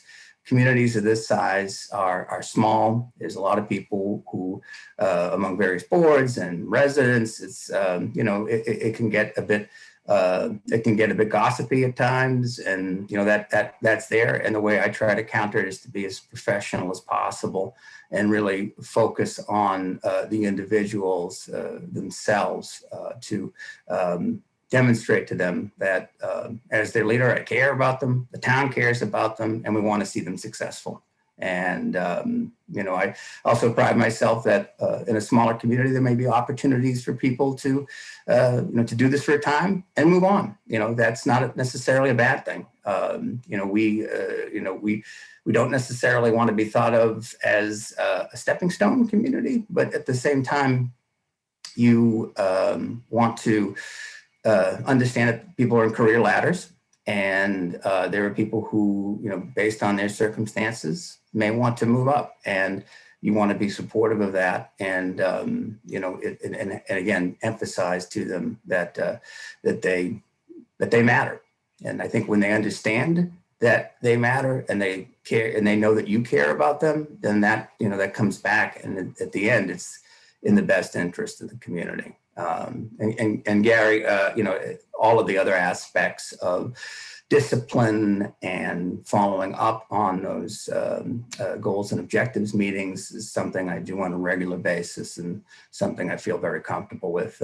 In Boxborough, I'm also working very closely with our personnel board, who plays a key role in the administration of our personnel plan. So I'm used to a lot of the process that's involved with that. I'm a big believer in process. Those are the rules that have been set up in Boxborough. And, that's what the setting I'm used to working with, again, with the committee, but also with the department heads and demonstrating leadership and clear direction to them, so that they know they're being supportive, but they're also going to be held accountable too. Thank you. Diane? Mr. Farrar, Wenham needs a doer, not a delegator, and we cannot afford to have an administrative manager. Do you feel you can perform that type of role without requiring a staff to get things done? Well, I hope I have some staff. That would be tough. I think the first thing is to recognize that you can never do anything alone. And, that begins with the select board, and having that board provide the direction, the overall policy direction that you want to meet. First and foremost, I work for the three of you, and also I work for the 5,000 some odd residents of Wenham. So that's the starting point, and it's important. But from that, it's my job to then take that policy guidance and see that through. I don't have, I don't have an issue with trying to be assertive and articulating what I need. At the same time, I also have to work within the parameters of the community itself. And understand what different boards and committees are used to, and what that expectation is. So, I feel like I could do, I can be as assertive and forward-thinking as I need to be, but it isn't necessarily me who's the one that's setting that agenda. It is the select board first and foremost. And from that, again, understanding from the boards and committees what their expectations are. So I'm used to not working with a lot of resources too. And I have no problem with rolling my sleeves up and, doing anything that it takes, whether that's, getting up and getting a select board meeting ready for, for a meeting, and changing tables and chairs around, to meeting with our rating agency and explaining what the future of the community is looking like, and why we, just like Boxborough, Wenham is a AAA rated community, and why, and where that future is being delegated. So in a small town, you need to be able to go from the highest level of demand, but also have the flexibility to flip out and say, okay, well, town meeting's being set up. All right, we got to get these chairs out, and we need to get so-and-so out here, and DPW, and direct them accordingly. So it's a matter of wearing many hats, and it's something I've done and feel very comfortable with. Thank you. Thank you for coming today, Ryan. My next question is, how will you get to know Wenham and its residents, and then help work to set some priorities for the community? Sure, sure. Well, I think the first thing, Catherine, is taking time in the beginning of my tenure, the first 100 days people talk about, to get out to as many of the committees and boards as I can to explain who I am, tell them about my background, and make sure that they know that I'm available to them to hear what they have to say and receive that feedback. This is, I am, I'm the board's face. So you all have jobs, careers, and aren't going to be available for all those things. So it's my job to be that face, to demonstrate the fact that the board cares and that I care, and want to hear that input, because as a community, it requires the input and feedback from all of our boards and committees. And losing sight of that can sometimes cause other trouble, because then those boards and committees come to you and say, well, why isn't Ryan doing this or that? Or, so my job is to make the board, to support the board and promote the board's interests. So that it's integral for me then to be part of that process and have my face known in town. And my hope is post-COVID, we can be doing that more in person as opposed to what we're doing now with all of these screens and such. So that's certainly my hope for moving forward. Thank you. So when working in a small town, relationships are very important, and you'll establish relationships with the different groups. But what do you do when groups disagree? What's your approach to mediating, solving issues, or bringing the town back to one agreement? Mm-hmm. Well, that's a difficult thing. I think I'd probably start with, my relationship on the board and the three of you to seek guidance as to how you'd want to handle that. It is oftentimes the differences between boards and committees have less to do with the practical elements of what's, say, the administrative aspect that I'm responsible for, but has a lot more to do with some of the political aspects of the vision of the community and where that's going. So, I try to be responsive where I can, but where these things come up, I also want to be very deferential to the board's perspectives and not to get out too far ahead of where that board's opinion might be. And, I am your agent. So, solving those problems that are in essence political problems, is going to require your feedback and direction, and something I, really want to make sure that I'm in step with before I take any particular action that may be, exacerbate that conflict. So it is, at the same time, I have to understand that part of my job, while administrative in nature, is also political in nature. So as such, I always want to be careful, again, that I reflect the perspective of the board. Thank you. Can you tell us about a time when you creatively solved a budget issue, including who you had to work with and how you had to sell it?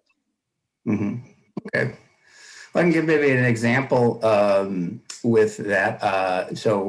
When I was in Middleton, I was working with our municipal light department on administrative charges that could be put in against our muni, and was working with the director of the light department at that time to explain, to come up with some sort of reasonable way for us to capture the charges that we had incurred as a result of doing their payroll and their payables and some other miscellaneous expenses that the town took on. So I've been working with the director for a few months on it. And then from that was presenting to the 5-member light board about the plan and why we thought it was important on the town side. So I had finished my presentation and presented it to the 5 members. And then the director stopped and said, Ryan, can I ask you why we would be even considering this when I have this letter from from my counsel attorney, which basically says that we don't have to do this. So why do we have to move forward in this at all?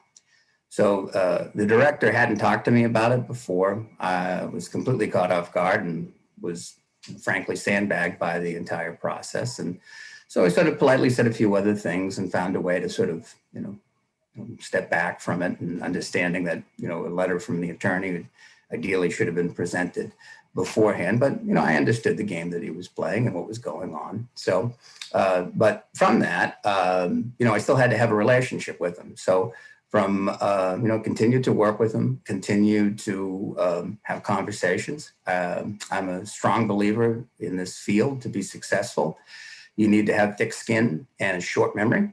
And so from that, I continued to work with him, and we were able to install LED streetlights throughout the town, and saving taxpayers about $60,000 a year. So, if I had held on to that resentment, or if I held on to any bad feelings in that regard, I would have shortchanged myself, and more importantly, I would have shortchanged the town.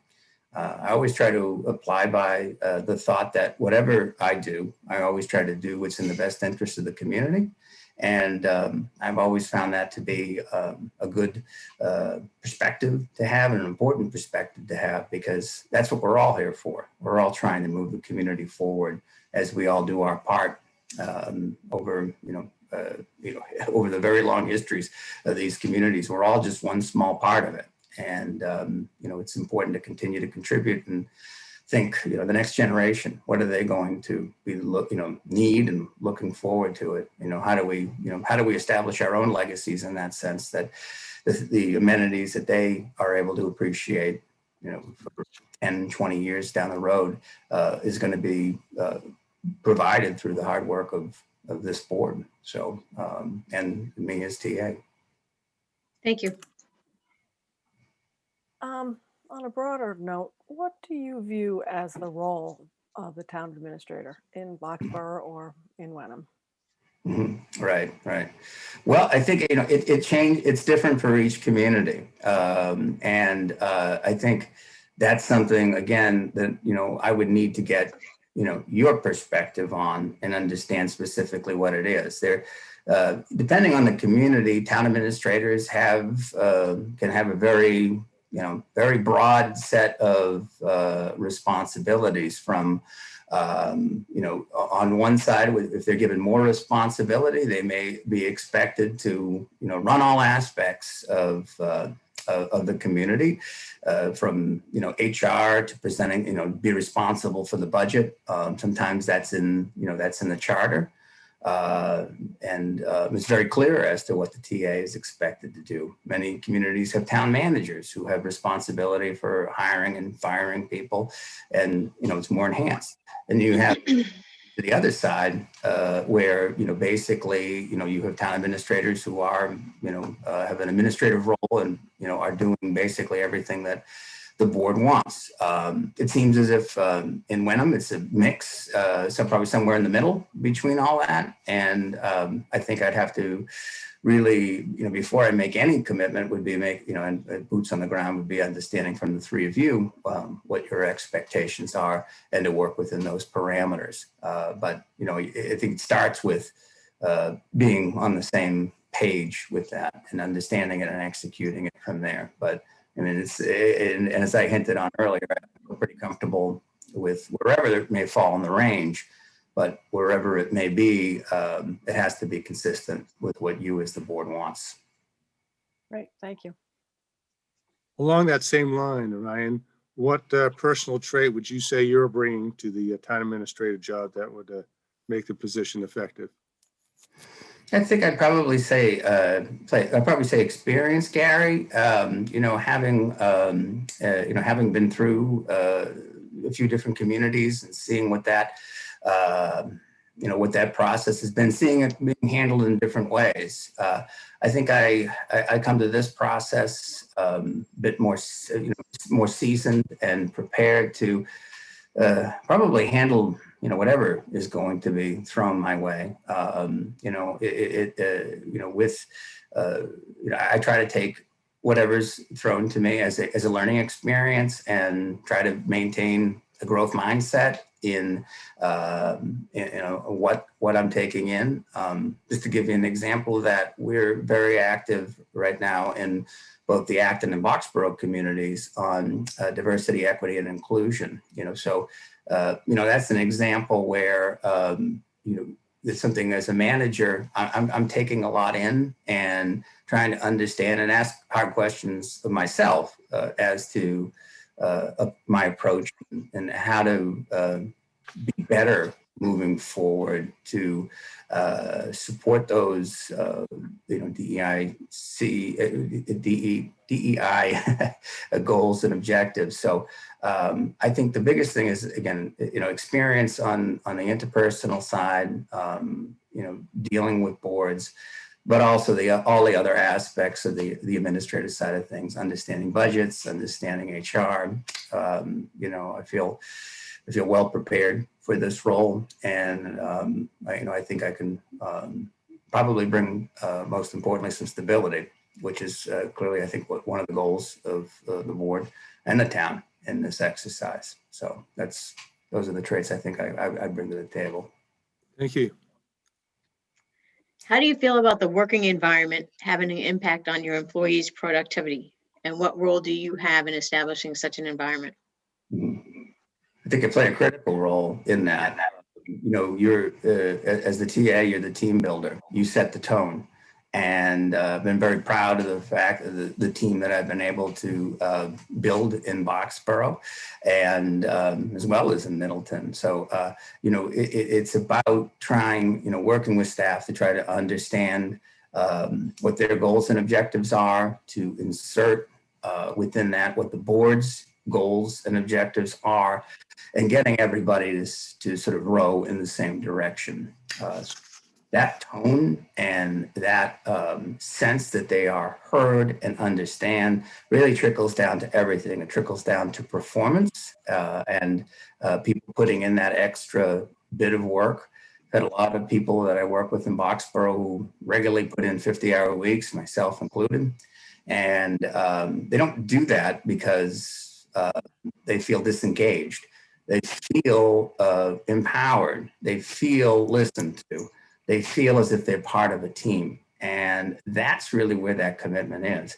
It also goes into how you keep people. I know that's one of the things in the highlights I was reading about the job, how do you find ways to have people want to stay for a longer time?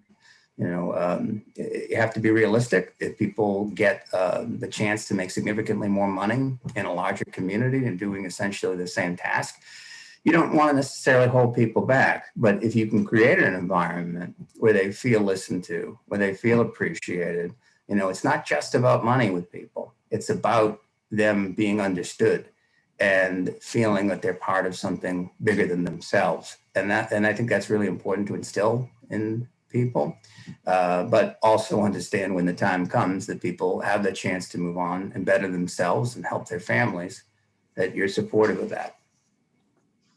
Thank you. What does the term transparency, which can mean so many things, what does it mean to you in local government, and how would you achieve it? Sure. Yeah, transparency is sort of a hot button or hot word, I guess, that is used. I think that the things that you have to recognize that there are more expectations for transparency is, that this is not something that we do where, where we can just stay in the dark. We have to be open and be able to demonstrate to the community that we're hearing them, but we're also providing opportunities for them to be heard. This interview is an example of that. I know the efforts that you've made to reach out to the community to have them ask questions of the next town administrator candidate, and I think that's a good thing. things that I've tried to employ is more active use of social media to let people know, get regular news blasts about what's going on in the community. We've been fortunate recently with the with Zoom, if you can say that's a plus, that we certainly in Boxborough have seen a lot more people participating in meetings, and that's been a good thing to see them come in and participate more in the process. We actually are just at our last board meeting voted to ask our legislative delegation to make these types of meetings, virtual meetings, to integrate it into the open meeting law and allow it to continue on beyond just the emergency period.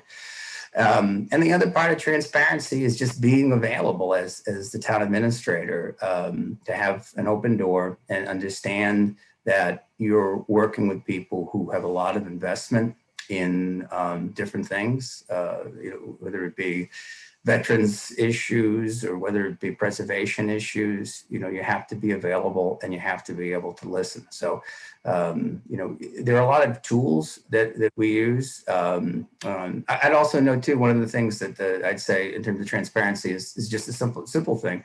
Looking at your board agendas, how detailed those are, and the steps and the processes that are followed there, that people know that how that process works, and backing that up. As I said, I'm a process kind of person, and that's how Mass General Law is, and I clearly Wenham has that as well. So something I like to back and support. So it's the idea of transparency is just basically letting the community know what you're doing and finding an easy way through the mechanisms that we have for them to understand what they're doing and how they can participate. Thank you. Sure. So how do your personal goals fit into becoming a leader in Wenham, or perhaps I should say, why Wenham and why right now for you? Sure. So, Wenham as a community is first and foremost, I kind of consider myself a North Shore guy. So I like being there. I feel very comfortable with it. Also, in my experience in Middleton and trying to establish the dispatch center, which is located in Middleton, got a chance to know Peter, and I feel like that's another nice tie for it. So, being a TA has always been not always, but has been a career goal for myself, and it's something that I like doing. I think you have to be passionate to be able to do it, because it's a hard job. I won't, there's no two ways about it. You really have to want to do it, and you have to be patient with others as well as yourself, and kind of understand that when you're sort of at the top of any organization, it's going to be a lot expected of you. And the ways that you're successful is I try to be an honest broker with people.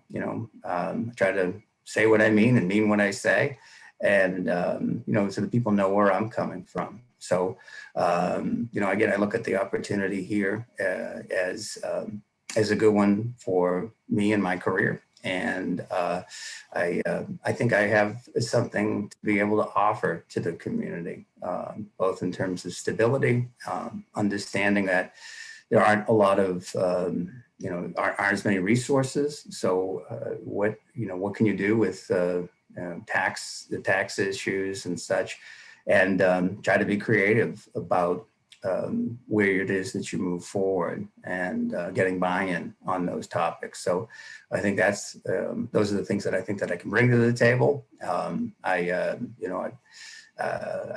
It's going to be a lot of work with, I would anticipate, but with partnering with a good board, I feel as if I can accomplish a lot.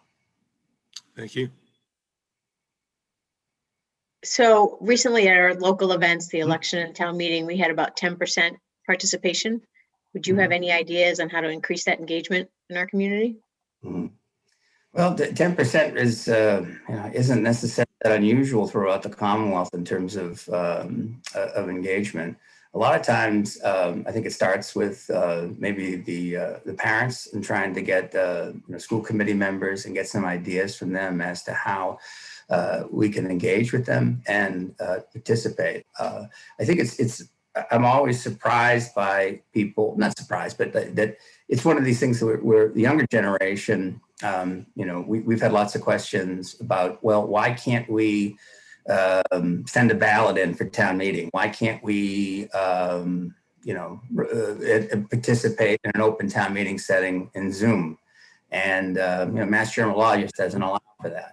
And as with so many things, Mass General Law is kind of lagging behind where people's lives are. It's why I think it's important to be able to consider utilizing Zoom for all of our meetings moving forward so that more members of the public can participate. But, I think one of the things I think about is, just a more active recruitment process. We've done a lot of communities doing town government academies where they are kind of walking people through the processes of how town government works and how they can get more involved. But the issue that you mentioned about 10% is you certainly wish it was higher. And I think you also wish that when boards and committee gaps come up or openings, that more people would want to participate.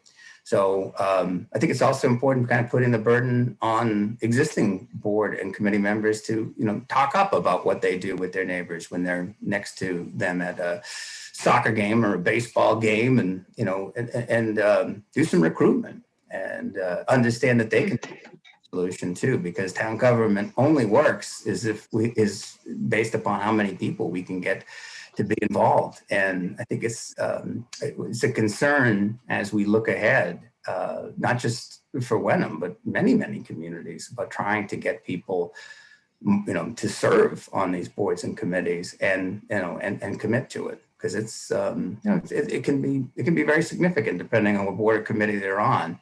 But, you have to say that, you have to explain to them, like, the water's fine, come on in, it's okay.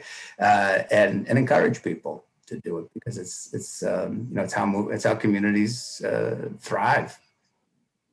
Thank you.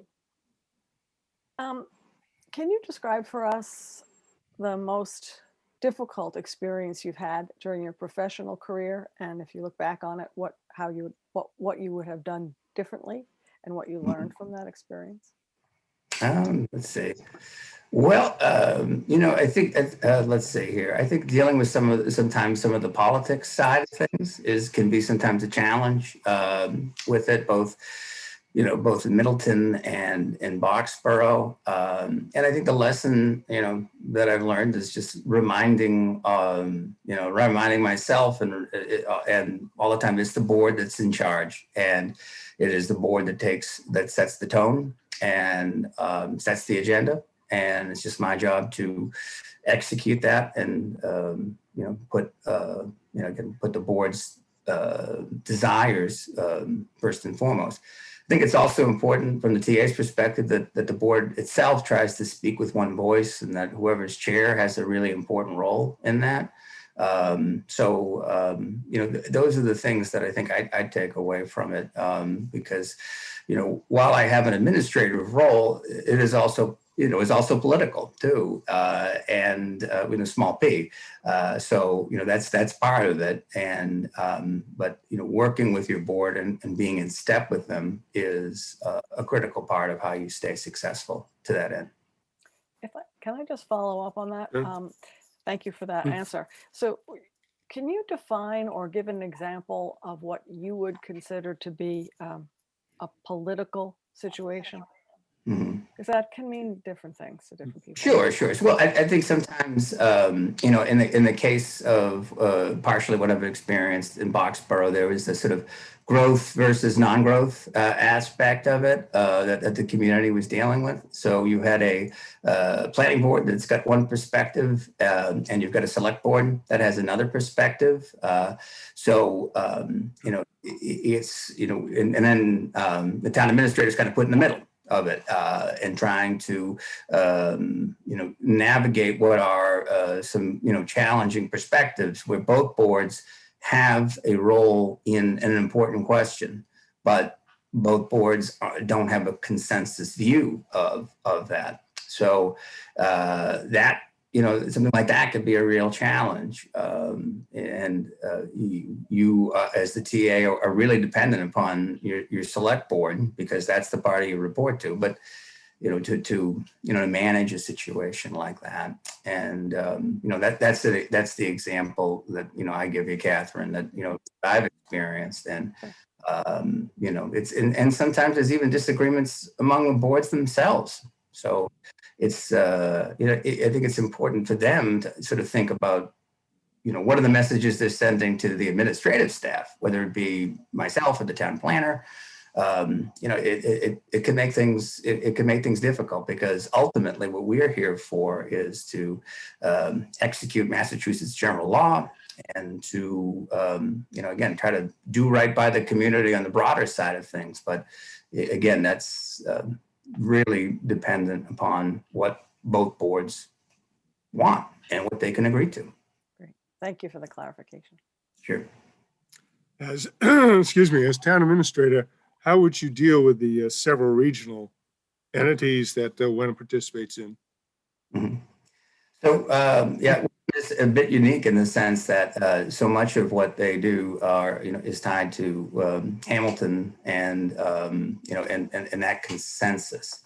So it's something that I think I feel fairly comfortable with. It's about working closely with the team in Hamilton and the school superintendent to be on the same message. That's part of your strategy as to how you found ways to do things more efficiently, is to combine with both communities. I would say that in many ways, Hamilton Wenham is thought of as a state model on that side, and it's probably prudent under the circumstances as to why you've sought to consolidate that. The key thing for me is to be able to work with the administrative team from the school and from Hamilton to be on that same page and be able to work within the parameters of what you've established, and also consider what other chances and opportunities there may be for further consolidation, considering what we've already done and how successful both communities have been,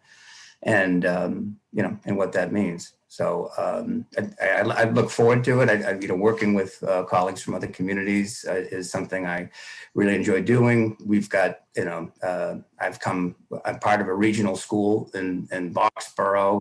We have a regional, a animal control officer that our town manages for Littleton and for Stowe. So regionalization's nothing new. It's just a matter of really just being on the same page as the other town administrator and the school superintendent, and regular meetings, regular conversations, and keeping the board informed of where that's going. Thank you. So Ryan, we've had quite a few Prop 2.5 levy limit overrides over the past years. Would you have any ideas on how we could enhance our revenue and reduce costs to avoid these type of situations? Sure. Well, certainly the community isn't, it isn't new to you. The reason why you've sought to regionalize different aspects of what you do, whether it be the schools or the library, is it's for cost savings. So that's a great place to start. And you also have to understand some of the inherent limitations that you have here, because about 2% of your budget is commercial, industrial, and personal property. Contrast that to a similarly sized community like Boxborough, and we're about 21% of that. So that really does help us a great deal. So in terms of how to avoid future overrides, you have to look and be as resourceful as you can to find other sources of revenue, to look, while there may not be a large commercial base, what is it that you can do to balance the sort of the rural character of the community with what can be considered sound commercial development, and it can also bring some amenities to the community. that question is a difficult one because, frankly, if the community, could solve it easily, you would have done it already. I mean, quite frankly, that's sort of the power question. I sort of see it as that. I get it. And I always say to people, while I have a budget background, I'm also not a miracle worker. I'm not gonna part the sea or anything like that. This is hard work. It's tick and tie. It's having to put in the efforts to try to get input from various boards and committees to, figure out how they want to proceed forward, including even agreement on an override. But there are great pressures. I mean, the household tax rate in Wenham is nearly twice the state average. So there's a lot of pressure from you as a board, from me as a town administrator to stay within our constraints, but at the same time, provide for levels of service that the town expects. So there's no easy solution to that. And while we can work around the edges to some extent and try to find ways to enhance revenue and think creatively, whether it be through consolidation, whether it be upping the commercial base, there's not going to be a magic wand on this. One thing I think that I'd like to try to do is that the town is seeing a nice little uptick with the American Recovery Act. The town will be expecting to bring in about 1.5 million in funding through that. One of the allowed uses for that is on the water side. So as we look at DPW, the consolidation with the town government study committee, and what that might be, what would a chunk of funding like that, what can that spur us to do? What can that help the community over the long term to resolve some issues that we may not even be thinking about right now? So it may be ways that we can, use those funds as a way to move forward. But, the simple answer is there is no simple answer to that question. I got to be honest. I mean, that's it. As I said before, I try to be an honest broker. And I think if I told you anything different, then I wouldn't be doing you a service at that point. Thank you. So as a town administrator, you would be wearing a lot of different hats, working on a lot of different, not only projects, but things that come up on a day-to-day basis that require follow-up. And to that point, details, the attention to details is pretty important. How do you consider yourself a detailed oriented person? And in that vein, how do you keep track of everything to make sure nothing falls through the cracks, no call is forgotten, and things can move forward? Right. Well, I try to keep lists. I actively use my calendar as a way to track things and make sure that if there's if there's a follow-up item, to put it in my reminders calendar.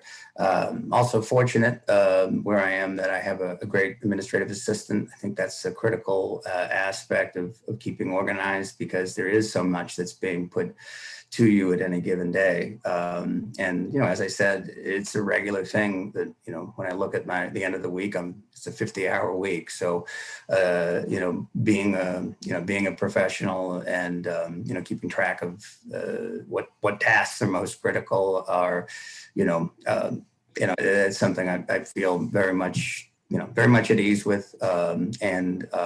It's also being honest too with people. I'd say I had a family funeral to attend this week. So I give you give the example I give you there.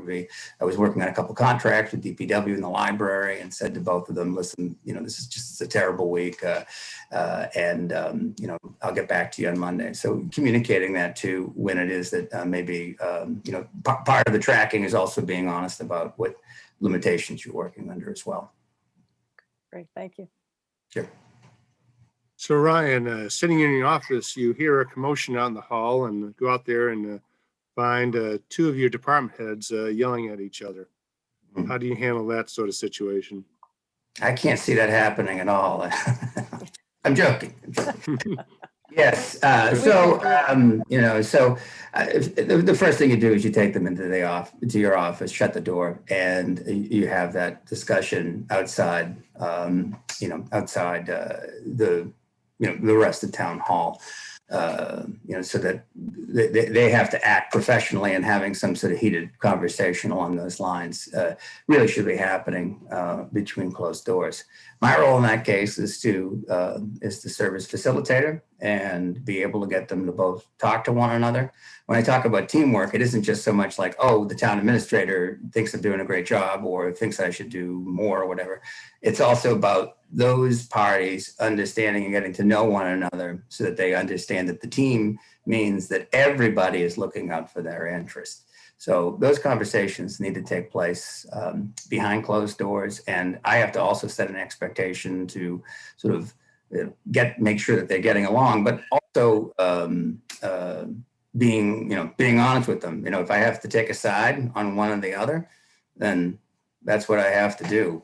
You have to be strong in this. You can't just say, can't we all just get along? You have to be able to, walk through and walk the line, be able to make sure that both parties are heard, but also provide a direction forward and establish what that expectation is, because ultimately they work for you. Thank you. Sure. And you hear commotion in your administrative assistant's office, an irate resident needs some attention. How will you deal with that? I'm starting to get worried about what's going on.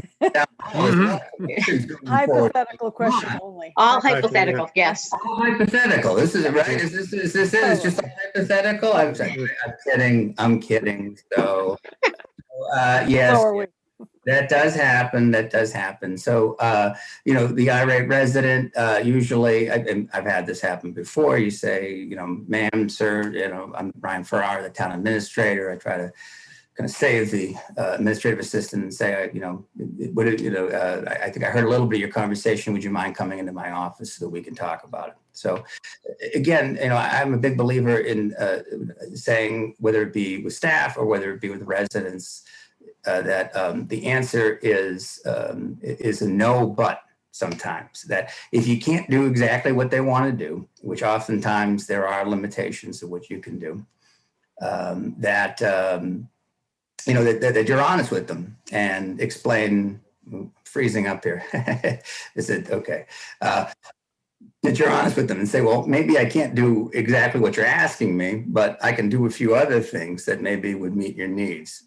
Oftentimes, again, I think it boils down to the fact that people just want to be heard and want some sort of attention paid to what's being said.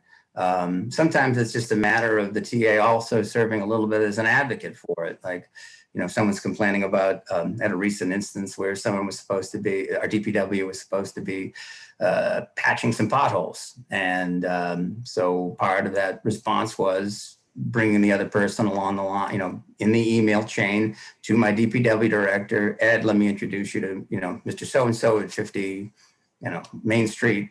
I know he's reached out to you before. Can you take care of his issue? And he had already committed to that. He just hadn't gone out. So, it's about advocating for them and listening to them. And, I think that's especially on the resident side of things, because again, if the residents aren't satisfied with me, they're going to end up at your front door. And that's my objective, is to take care of as many of those things so that you aren't the ones having to deal with that, but rather I've dealt with it completely so that it doesn't create any lingering ill will.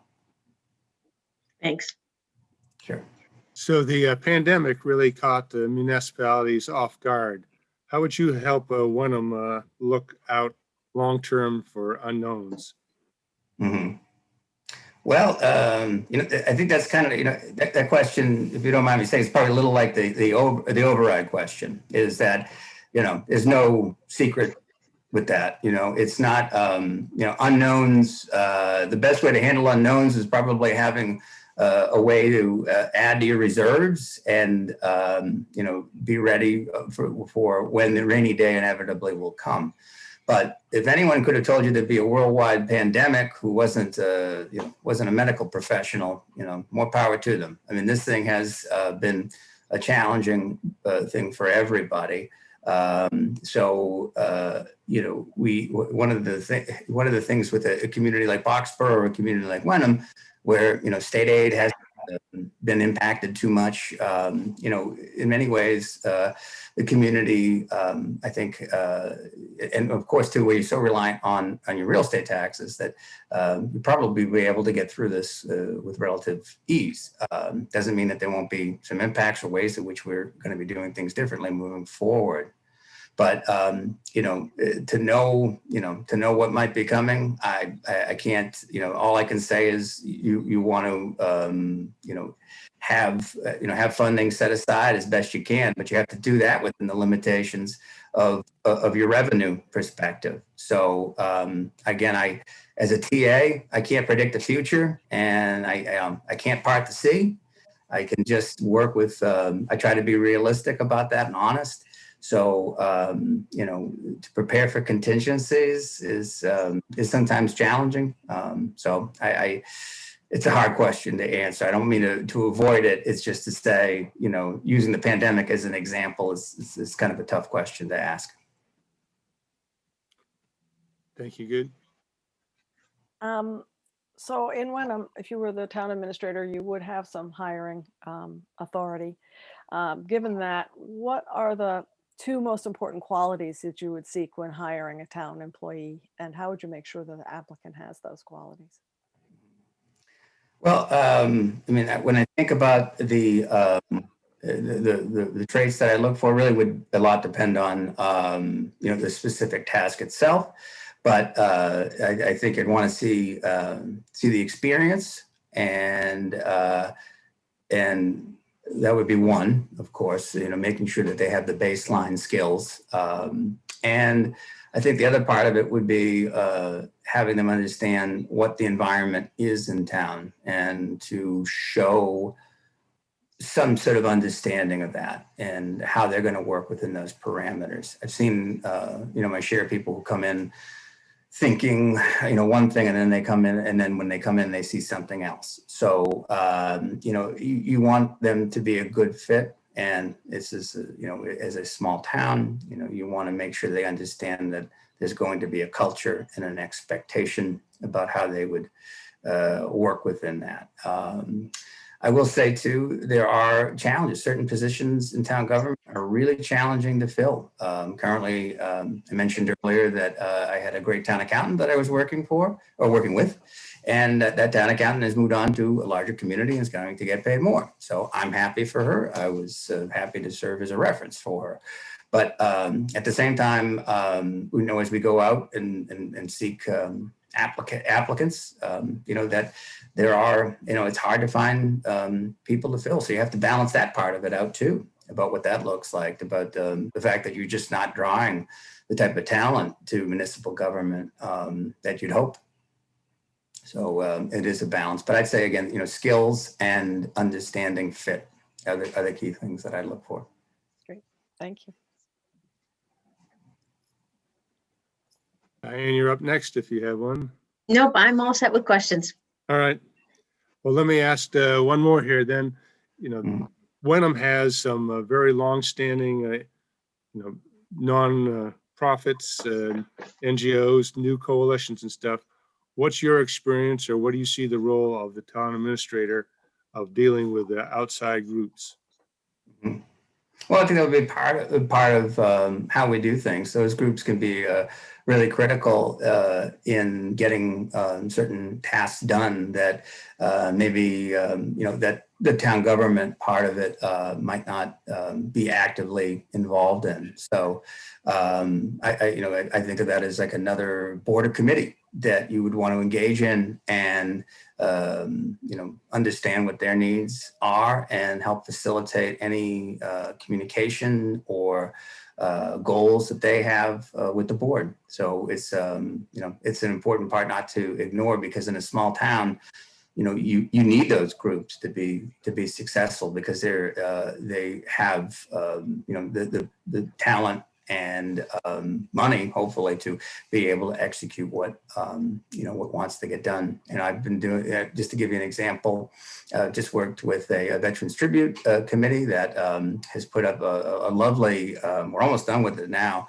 Veterans Memorial at right in front of our library, and a lot of volunteer work, but I've had to work with them to follow Mass General Law in terms of procurement and walk them along on that process. And I'm really excited about the fact that through that, we are close to having that go live, and they're going to be doing a ceremony in front of it Memorial Day. So we're really happy for the committee and happy to be a part of it. And, they've sort of credited me along the way and said, well, you guys did all the fundraising and work. So, it's a really, while that it is an example for you of where, that isn't necessarily a town board or committee, but a group that's separately raising funds and putting something on municipal property. And it does require the perspective and input of the town administrator to help out, because ultimately they're going to be putting something on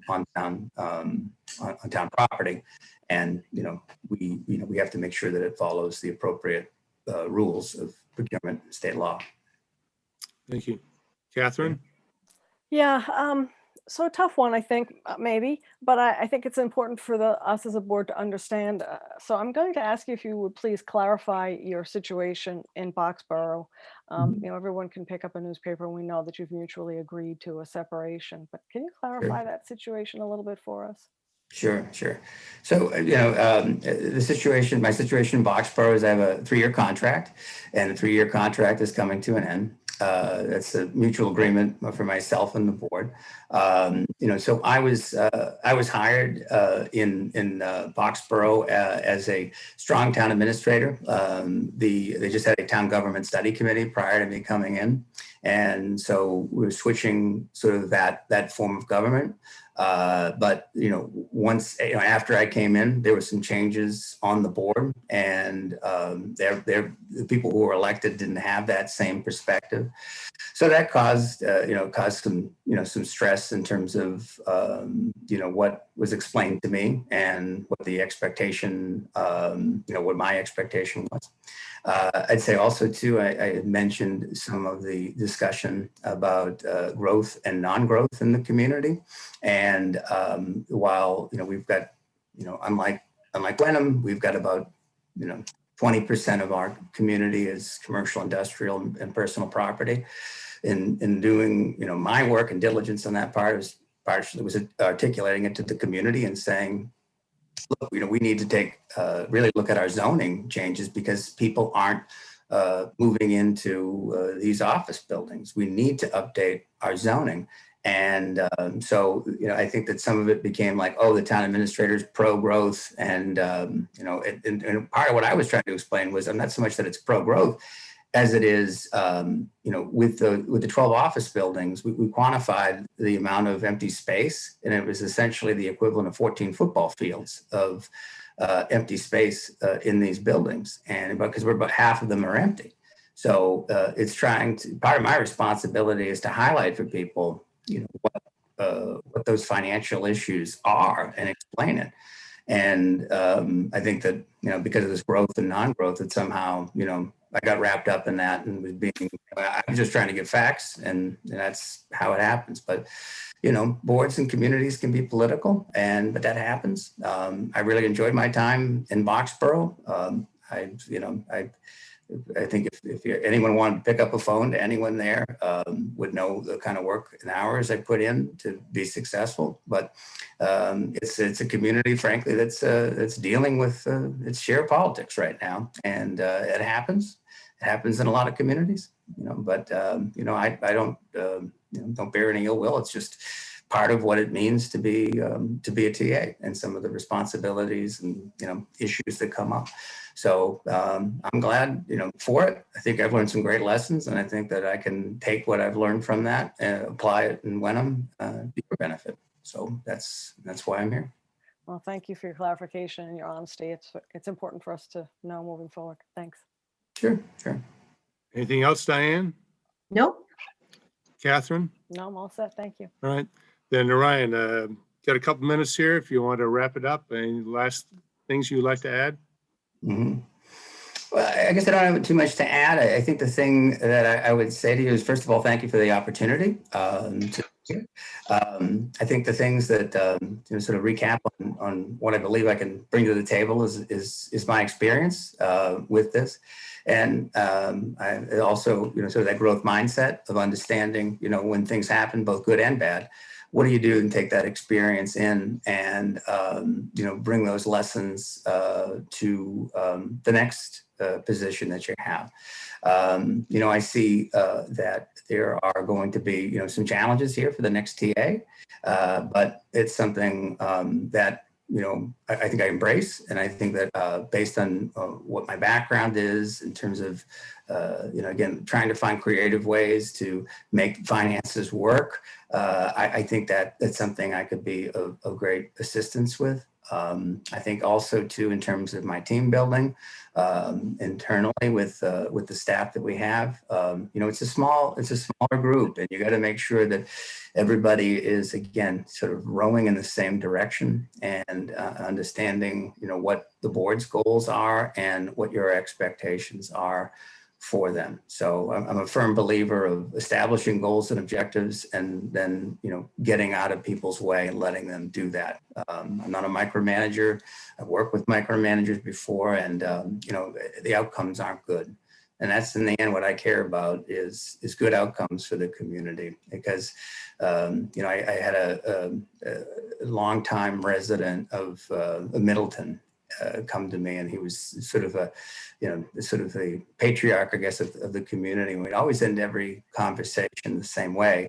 It's like, Ryan, whatever you do, just make sure you do what's in the best interest of the community. And it would happen over and over again. And but it's a concept I really embrace because that's why I've chosen this field. I try to think of it and to act in more of a selfless way to be able to do what's in the best interest of the community so that, again, when you look 10, 20, 30 years down the line, that, the work that you've done, that generations in the future can look back and say, those other boards and committees put the time, effort, and commitment in to be successful, to allow us to enjoy what we have today. We always have to be looking forward, and that's how I think of a key part of my responsibility. So again, thank you for the opportunity, and I appreciate being here today.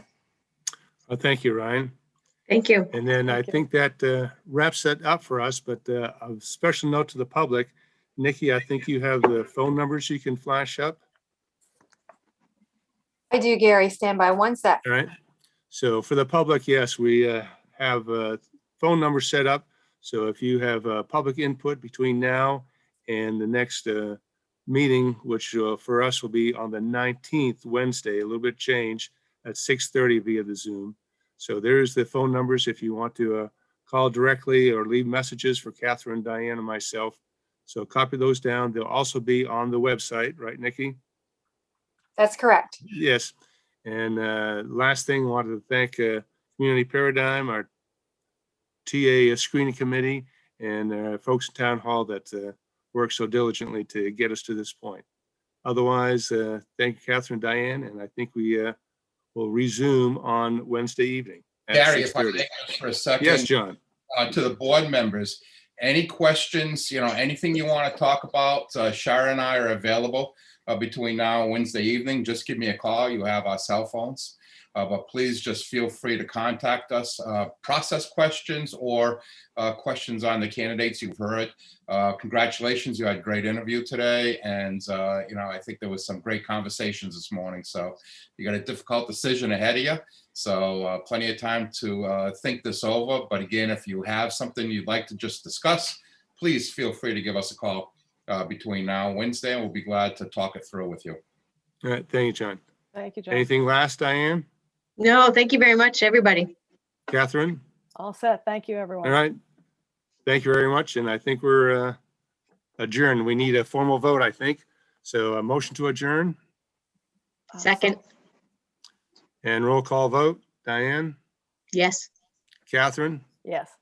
and Gary, yes. See you Wednesday evening. Thank you. Thank you, everyone.